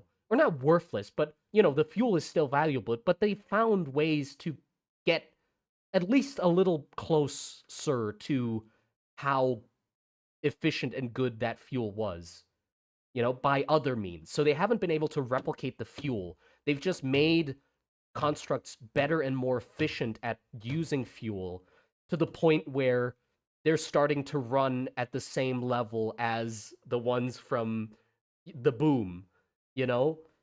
I think that would be funny. Where where yeah, you just look at it and you're like, wait, hold on. If you guys just step back for a second and evaluate your situation, because the one of the reason that Rom pushed into Varus was because they wanted to take the fuel that they believe Varus was withholding from them so that they could further their pilgrimage into the center of the earth because their giant drills were fueled by the stuff, right? But now, at this age of the war, like everything has sort of stabilized around the war where it's like a wartime economy. So they have managed to balance an amount of resources to continue the digging of the core digging, and also fighting the war at the same time. Like before, they had to put the digging on hold to fight the war, and now it's like slowly been resumed, not at the same pace as it was before, but still it's going at a pace. And the thing is, if the war stopped, most likely, if they use those resources that they're spending on the war on the digging to their on their like goals, they would probably be going even faster than they were before the fucking war. So, and same with Varus, where it's like a part of their economy is used with like the climbing the pillars and that sort of stuff. Now it's pride. Yeah, before fuel, now it's pride. It's just it's gone on so long that from the benefit that come I feel like they are just at war for the benefit that comes with conflict. Yes, yes, yes. So it's like at this point the world like Rust or Ramen Varus have stabilized to the state of constant war because like the bunker cities are impenetrable. They are disgustingly overprotected. The watchtowers are disgustingly overprotected. Like both cities have basically turned into impenetrable fortresses against each other. Like they've countered each other over hundreds of years of war. Just one over the other. Just like here's our tank, here's our counter against your tank, here's our counter against your counter. You made war dancers, we made a fucking countermeasure against your war dancers. And so it's like this back and forth that basically made them immune to each other. They're just canceling each other out at this point. So there's like it's practically impossible for them to win in the war. And so it's just stabilized around this constant sending people into the war, having them die, scavenging from the wars, scavenging those resources, the infrastructure of the country, relying from those resources, and then shipping them back out again, and just cycling it over and over again, making it become rustier and shittier and more broken and more torn down, and just junk from junk to junk. Like it just keeps getting more and more miserable. But they're I guess there are people that are there, like in the real world it exists. In the real world this exists, obviously. If there's a war, there's somebody profiting from it.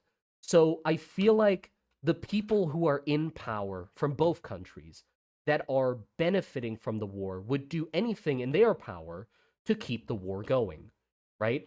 That's how it always is. You know, if your whole shtick is you're prospering because other people are dying, then you want people to keep dying, you know. um and because you're prospering, you're most likely also in power, you know. Like you're pulling the strings because you have all the fucking money and everybody else is suffering because no shit, of course, then no shit you'll make the war continue happening and you have the resources to do it. Lows of the war due to are the lows of the war due to population decrease? No, populations I'd say are booming.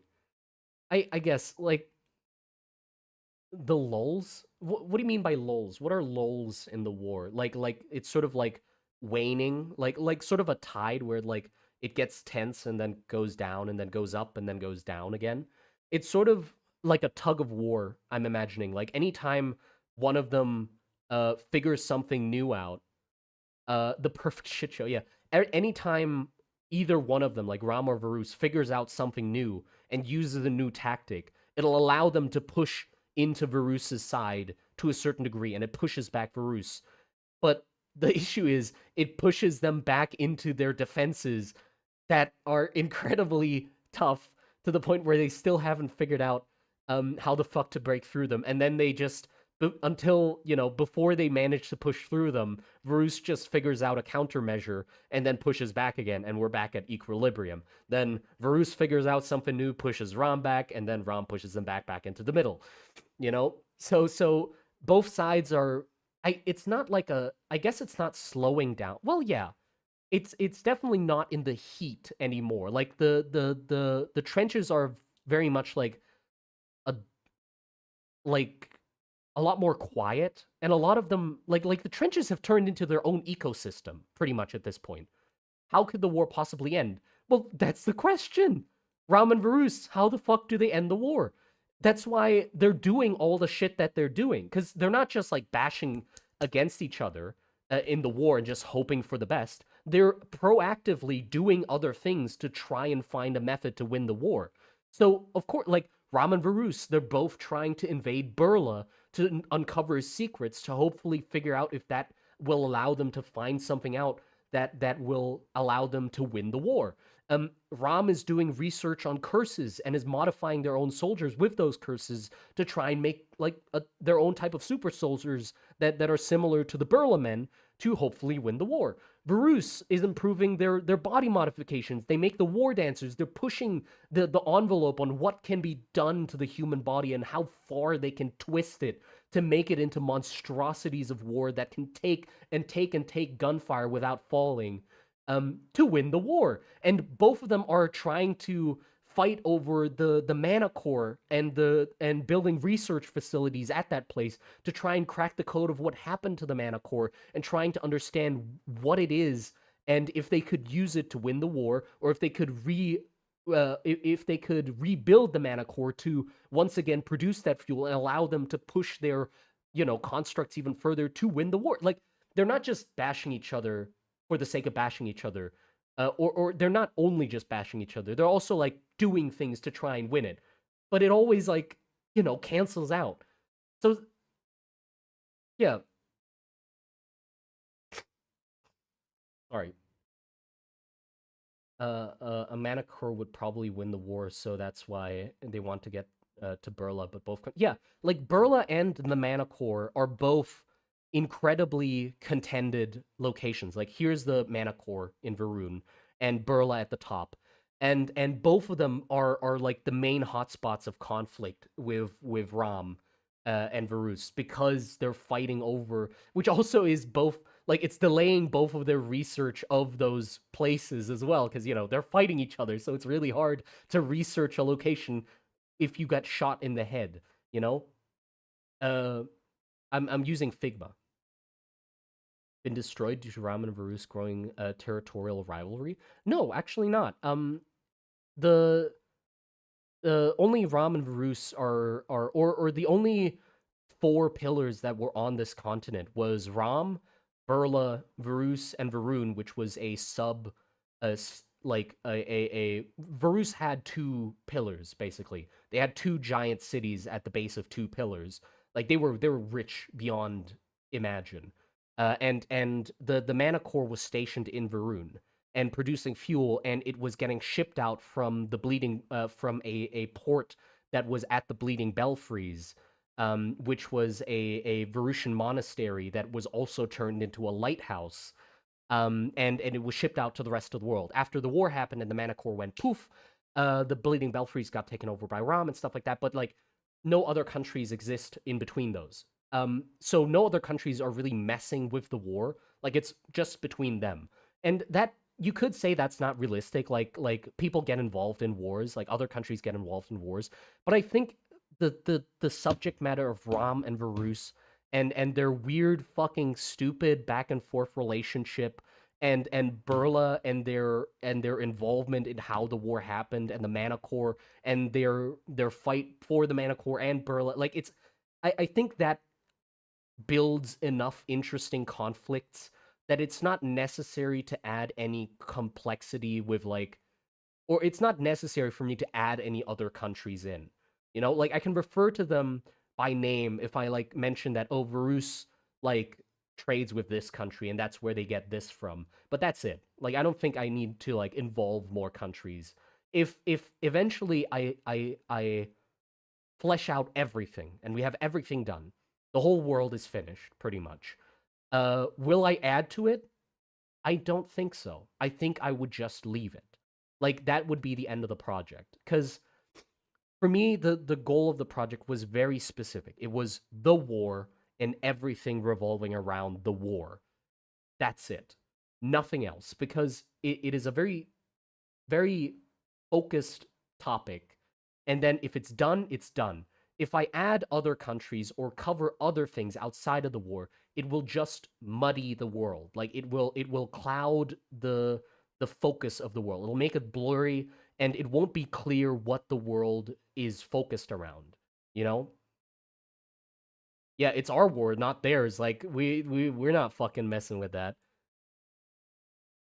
But yeah, I mean, I do think there's also like I can like sort of excuse why it's only them two fighting by just saying like, well, Rom is independent to a fault, right? They don't rely on any other country. They only trade if necessary, and they mostly export things. They don't import things.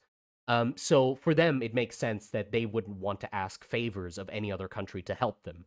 They believe themselves to be strong enough to fight their own fight. Varus, on the other hand, I think the argument for them could be pride.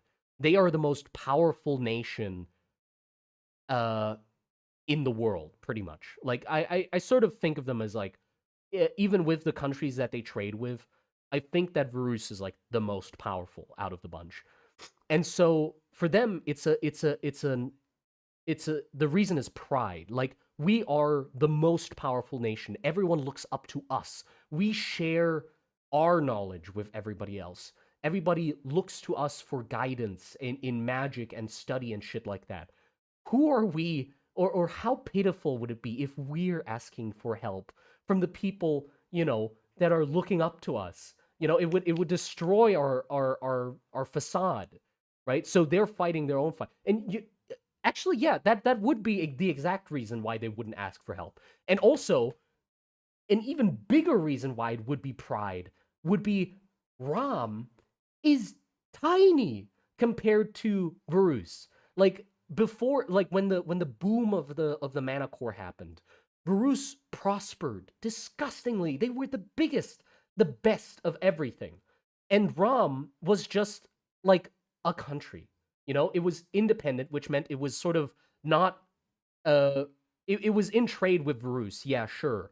But it wasn't a powerhouse like Varus. Like any day of the week, Varus could have stomped Ram in those days. They were like a speck on the map compared to Varus. So it's even more embarrassing that now they're basically head to head. Like the golden mountain, the city reaching for the heavens, the country that is bound to join the gods in heaven, is head to head, losing against losing with a fucking like mole men, people that are digging in the earth, that are just digging their own hole under in their fucking capital. Like, that's embarrassing. That's so disgustingly embarrassing. Are both just too arrogant to accept help. Yeah, but it's different arrogance. You know, pride and well, yeah, pride, I guess. Both pride, but just different pride.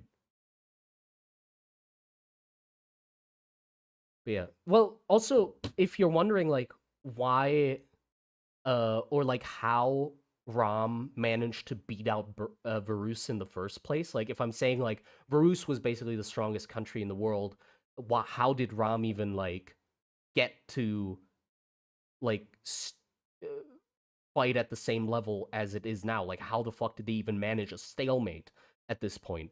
And the reason is Rom invaded Varus first. Varus had their hands full at the time that Rom, like, basically everything was perfectly set in motion and in the right place for Rom to strike Varus at its weakest and most unprepared. So they basically got the first punch off that immediately sent Varus into a tumble and a panic to recover. So that's why they like it was such an incredible start to the war that it had Varus starting from the wrong foot and managed to make a tiny country that was barely hanging on like Rom be able to match the power of Varus, the strongest, the Golden Mountain, the fucking poster boy of the world, should clearly be winning. Yeah, like think about this. So Varus was basically in a state where they were wrestling with every country at their fucking doorstep that was trying to get the secrets of Burla from them. Then when the Manacor happened, like the incident happened and poof, the fuel went gone, tensions rose. Everybody was basically at Varus's throat asking what happened. Everyone was trying to buy fuel as quickly as possible. Everyone was pissed with Varus for having it happen and wanting to have an explanation for how it happened. And Varus was scrambling to keep the news as quiet as possible, but also very quickly trying to figure out what the fuck even happened. Like, you if you gotta think, or you gotta see it from Varus's perspective. If you're winning, poof, your fucking golden goose just disappeared, gone, no more golden eggs, and the rest of the world is staring at you. A line of 100 people is sitting at your front doorstep waiting to buy golden eggs, and you're like, well, shit, you know. And so they're scrambling to figure out what the fuck happened to their golden goose, while the other countries are like, hey, where are secrets? You know, you said you were going to share what the fuck Burla was doing in the Manacor. How does the Manacor work? Come on. And so they were like scrambling, pulling all their resources over to where the Manacor was to try and figure out what the fuck was even going on there. And they were distracted with trying to quell the masses and also trying to get answers from Burla of what the fuck was going on. You know, like, Burla, what the fuck? Manacor, what the fuck? Okay, you guys, calm down. And then Rom, out of nowhere, just punches them in the ass. And so, of course, like, it was the perfect shitstorm for Rom to come out of nowhere swinging, you know? And I think I really want to explore the dynamic of how Varus saw the situation and how Rom saw the situation. From each other's perspectives. Because from Rom's perspective, they were also justified in starting the war for their own reasons. But I won't get into that. I think I'll want to wait to cover that in a video or write it in the file first at least. I don't want to like just babble on stream, tell you all the shit. Um, is this the origin of the war? Yeah, pretty much. But well, it is the origin of the war, but I didn't tell you why Rom attacked, because this is telling you what led up or from Varus's perspective, what was happening, and then suddenly Ram attacked. But I haven't told you why Ram attacked. Uh, but I I I do know exactly why, and I think my reason behind it is quite good. Like, honestly, wars don't have to have good reasons. Mine has a good reason. I'd say mine has a pretty good reason. Like, I'd say both countries, I have I have a pretty good justifiable reason why they're fighting, why they started fighting, you know? And when I tell you both, if I told you both, you'd be like, you know what? I can see it. If I put myself in the shoes of Ram, I can see it. If I put myself in the shoes of Varus, I can see it. Um, but in the real world, wars don't really need that good of a reason, you know? Like, it didn't need to have a good reason, but I just wanted to have a good reason. Bro, tell us. No, I'm gonna look. I'm sorry. I know I love talking about the lore. I know you like listening to the lore as well, but I've said way too much on this stream already. I have to just wait to put it into the file, or at least make videos about it, because I need to, you know, catch everybody up to the same shit as the people in the streams. Bro's not reading chat right now. Ha! I am. Martin, I am. I'm looking at you right now. War gatekeeping, yeah. Cultural reasons like Roman style. Yeah, that could work. So if Ram has the boar, then what represents Varus? Oh, Varus has the Cabraks. Where are they? Cabrak. This thing. These are local to the region of Varus.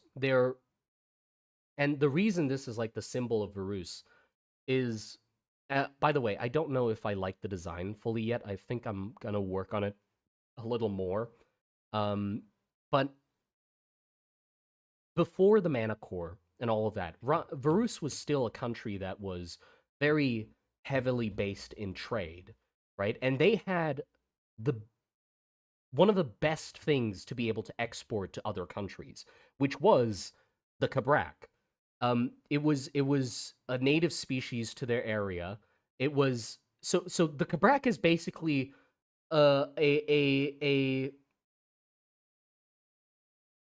the perfect working animal. Like, it's the perfect animal. It's a farmer's wet dream. Is a cabrak. It is a giant, large ass creature like a cow. It eats. It only eats grass, or it can eat grass and pretty much everything. So it just grazes, right? It has a fuck ton of meat you can eat. It has very long hair that can be turned into wool and cloth. It has milk, so it has udders, right? You can milk it for milk, and also it is really fucking strong. So it can pull carts and wagons with ease, and it has really thick skin that can be turned into hide. So it basically had everything you can produce from an animal. It was the perfect animal, which means that it was the perfect thing that set Varus up to be incredibly successful in moving cargo and also trading, because they traded the resources that were produced by the Cabrak, or just the Cabrak themselves, and they had the Cabrak to move those fucking resources. So it was perfect, you know? So Varus, so the Cabrak basically became the symbol of Varus's trade for that age, and continuing forward, that became the symbol of trade because it was the biggest thing that Varus's trade revolved around.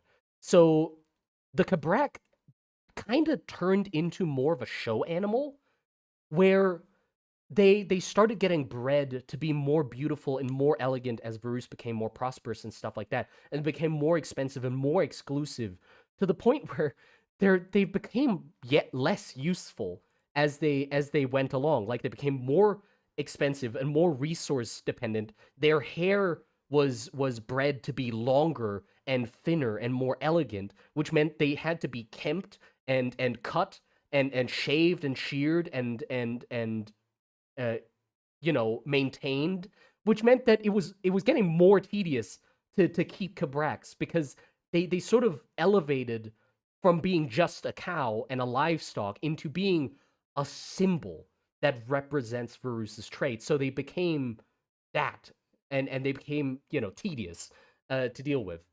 But they were still used. But also another symbol of Varus's trade, or Varus itself, is like a wagon wheel, because again, the trade angle is like a wagon wheel. But also, here's something really fucking cool. The wagon wheel has 12 spokes. Because, because there's 12 pillars all around the world, which means the wagon wheel doesn't just resemble a wagon wheel, but it also resembles, the world and the 12 pillars, meaning that they trade with the worldwide. Yeah, I fucking came up with that shit. But yeah, anyway, but yeah, so they depict like this like Kabrak headed person, as well as like the god of trade and stuff like that. But I still haven't fleshed that out. But yeah, so that's the symbol of Varus. Is, I guess, it also very much mirrors uh it very much mirrors Varus itself. Like the animals, or literally, like with everything in the lore, I try to do this, but everything that comes from a country in some way represents the country that it comes from. Um, you good? Yes, I'm good. So for Ram, their animal is a boar, and I mean that pretty much encapsulate like the imagery of a boar, and what we think of when we imagine like a wild boar is pretty much what Ram is. Like, it encapsulates them. It's stout, it's sturdy, it's small. Well, it's small compared to a Kabrak, let's say. Like, wild boars are fucking massive, but like compared to like other countries that might use a national animal of like birds or something elegant or beautiful that is uh nice to look at, Ram has a boar, which is, this stout thing, like this barrel of a creature that's not really nice to look at, but it's sturdy as shit. It's resilient as shit. It will fuck you up, and that's pretty much what Ram is. It's a stout, like small little unassuming thing that is surprisingly resilient and just doesn't die. Like it doesn't let up, and so it's perfect. And it's not that nice looking. Like, that's also perfect for him. Like, Rom doesn't look nice. It has patterns and stuff like that, but compared to Varus, it is nothing compared to Varus. Varus is beautiful beyond imagination, but like Rom is like an ugly hole in the ground. You know, sounds like my wife. Jeez. But yeah, but Varus, on the other hand, has the Kabrak. The Kabrak is beautiful. It is elegant. It is bred to perfection, pretty much. It is the best animal that you could ever wish for to have, which is emblematic of Varus. Varus is incredible. It is the most powerful country there is, and basically has everything you could wish for to offer. So yes, it is powerful, but the decline, or I guess the incline of the Kabrak also mirrors the journey of Varus, where over time Varus's usefulness became uh didn't like was pushed to the side, and the main goal of Varus instead became vanity, and that the relishing of their success. So the relishing in their success. So they sort of they got lost in the sauce, pretty much. Same as the Kabrak. Now they're like actually less useful than a few generations back. They've made them shittier because they wanted to make them look prettier, you know? So they got lost in the sauce, which perfectly is represented in the Kabrak. Also, Varus being, the pompous ass that they are, they have multiple animals that represent them. Don't worry, it is not just the Kabrak. Of course, they can't just be represented by one animal. They also have a bird that represents them as well. That is a bird that flies and travels from pillar to migrate. And that bird they also use to represent their nation, their beautiful beautiful nation, and they also use it to represent the journey up to the pillars. Like wings and wing motifs are used in Varus quite often to represent the journey up to the pillars. Candles as well. Candles are used a lot in Varus. Same. It's used to represent the journey up to the pillars because as you light a candle, it gets shorter, which sort of, you know, uh, uh, I'm using the word represents way too much. Represents, them getting closer to the top of the pillar. Why doesn't Varus have support from countries they trade with? Oh, I just explained this. Pride. Rom is a little shithole in the eyes of Varus, right? They're like a little rat, a stain you could stomp out with your foot. So from Varus's perspective, every country that they trade with basically looks up to Varus as like the guiding light of civilization, or like an example. Uh, and so it would be incredibly embarrassing for Varus to not successfully win a war against a country that's just a stain, like a little hole in the ground, and they're the greatest country in the world, losing against a hole in the ground.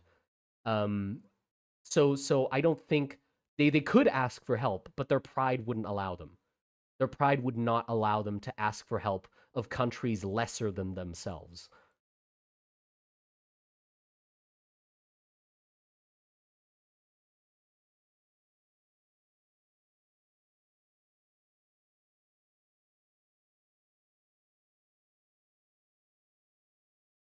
Is the map of Rom or just the map in general? This is just like a rough representation of the map that I drew up once. Varus is over here, Burla is up top, Varun is at the bottom, Rom is to the left. Just like oversimplification, or not oversimplification, just exaggerated map. None of the distances are accurate or sizes are accurate. It's just like to show the locations that exist and roughly where they are. Like here are the bunker cities. That's the Varusian watchtowers. These are like the giant spikes they used to ward off like the crawling bishops and stuff like that. The tanks of Varus, the tanks of Ram, Burla, and like the city like crawling in a direction. There's Morosia, there's the Bleeding Belfries down here, the lighthouse, and Varun and the Manacor, and here's the dwarves next to Varus. What's Varun? Varun is a city of Varus.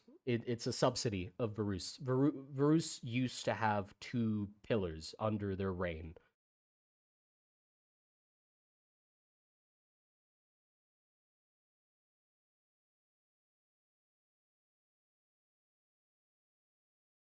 It's it'd be hilarious if either side winning the war is not in the cards for the other nations. So it's thoughts and prayers for you, your issues. Yeah, I guess. Yeah. What is Morosia? Morosia is a pillar that is within the ocean. It's run by basically a nation of pirates that has built a floating, like a sort of floating style market island around the base of the pillar, and they farm a specific type of clam at that pillar that are like magic clams that have pearls inside them that are infused with mana that can be cracked open to release that mana, and they're really useful fuel source for certain types of magic items and constructs. Um, so reluctantly, Ram actually trades with them for those pearls, which is unheard of. Ram actually trading with other nations. But yeah, we're still thinking about that. So I'm not 100% sure about like Morosia and stuff. What is ocean? Good point. People have asked like, oh, what about like naval combat in Rust and Trenches? We'll see if I cover it or not. It does have potential, but I don't want to go too deep into it. It makes sense. Like obviously, yeah, there is naval combat, but I'm just thinking if I would cover it or not. Probably.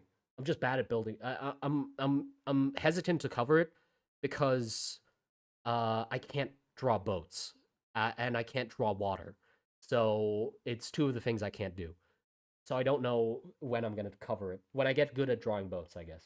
Which I never will because I'm not drawing boats. So I guess never.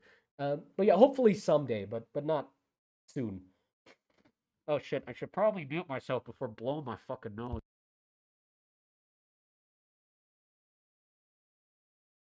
Apologies that you had to hear that disgusting display of nose blowery. Magic Navy would be dope. Indeed, it would. Are Ramen Varus fighting good? Uh, we can expect no changes in the economy. What? Are Ram and Varus fighting? Good. We can expect no changes in the economy. I mean, it has had an effect on Varus. Like, obviously, the amount of things that Varus is exporting and importing has drastically changed because of the war, right? But the way that Varus conducts itself to the other countries is also like changed in an interesting way. Because like Varus used to be, like they used to share everything about like their discoveries in magic and stuff like that, and they still do nowadays. But you you can tell there's a difference. Like there's a hesitancy of Varus to share secrets the same way they did before. Like the exhibitions they have showing their new discoveries and stuff like that, with scholars from all over coming to see them, are more performative and staged now. They're not as genuine. And also, Varus is actually like sneaking in some misinformation or delaying information, sort of the same way that Burla used to do. Because in truth, if you really like Bruce wouldn't admit it, the reason they're not telling the whole story to like the people they share their secrets with now is because they're kind of scared.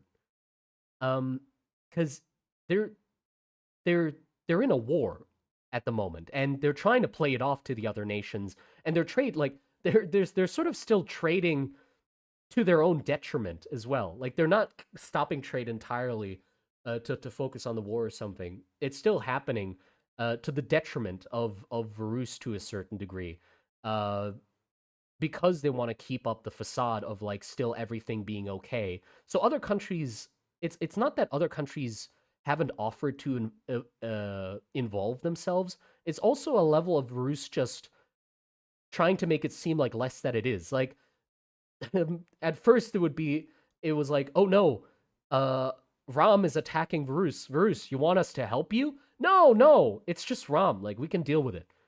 War keeps going. Hey Varus, Ram's still fighting you. You want some help? Nah, we're good. We're just fucking, you know, wrestling a little.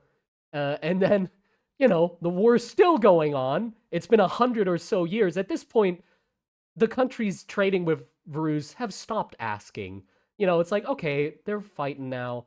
And Varus is like, we're fine. Like, what do you mean? Like, the war is actually beneficial to us. It's furthering our research. So, we're just dragging it out for the sake of dragging it out. We want to watch them bleed.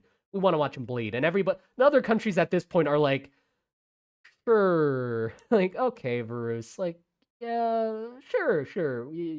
That's why. It's Riz. Thank you for the 5 US. I must get ready for work, unfortunately. Much love to y'all, and I will return shortly. Okay, take care. Take care. It's Riz.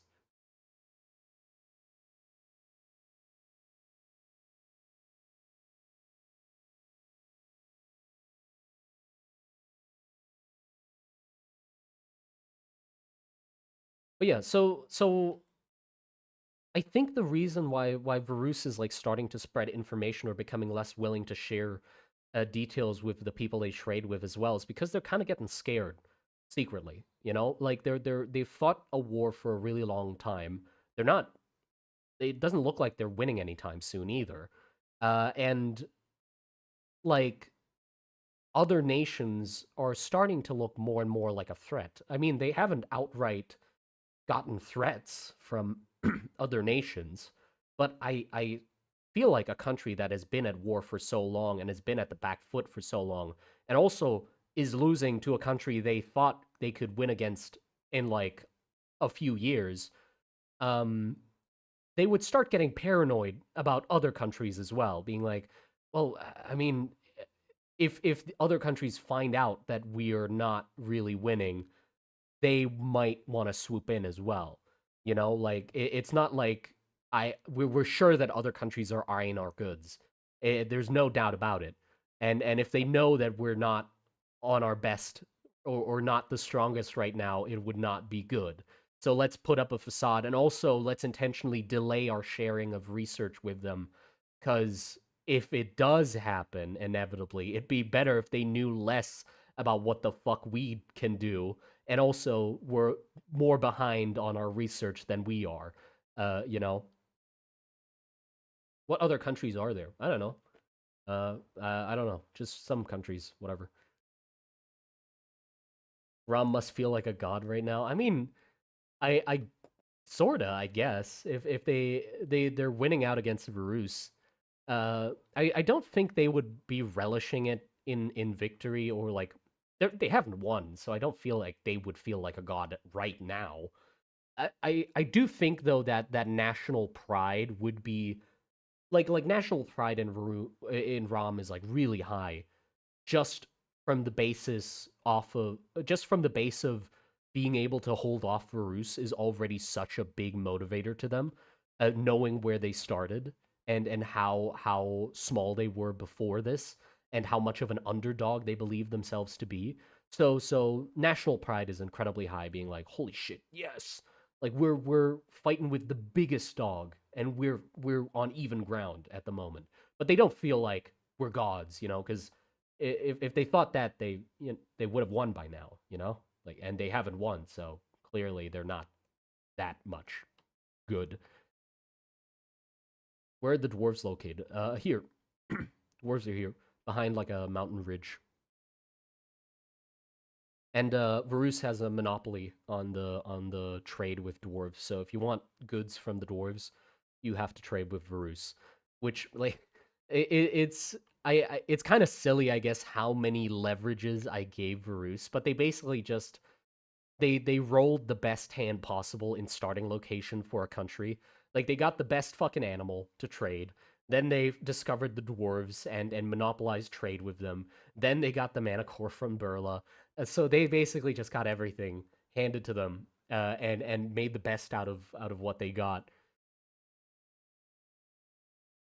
You know, yeah. You know what? I think that's gonna be enough for the stream. I've been blabbling on way too much, and I'm not gonna get any drawing or writing done. I have to be off stream and just sort of like think about what we talked about, and try and like formulate it into some ideas, and then plan ahead what I should do next with the change in the world now, with like the mana core being a lot bigger, or uh with the automation boom being a lot larger scope than it was at the start of the stream.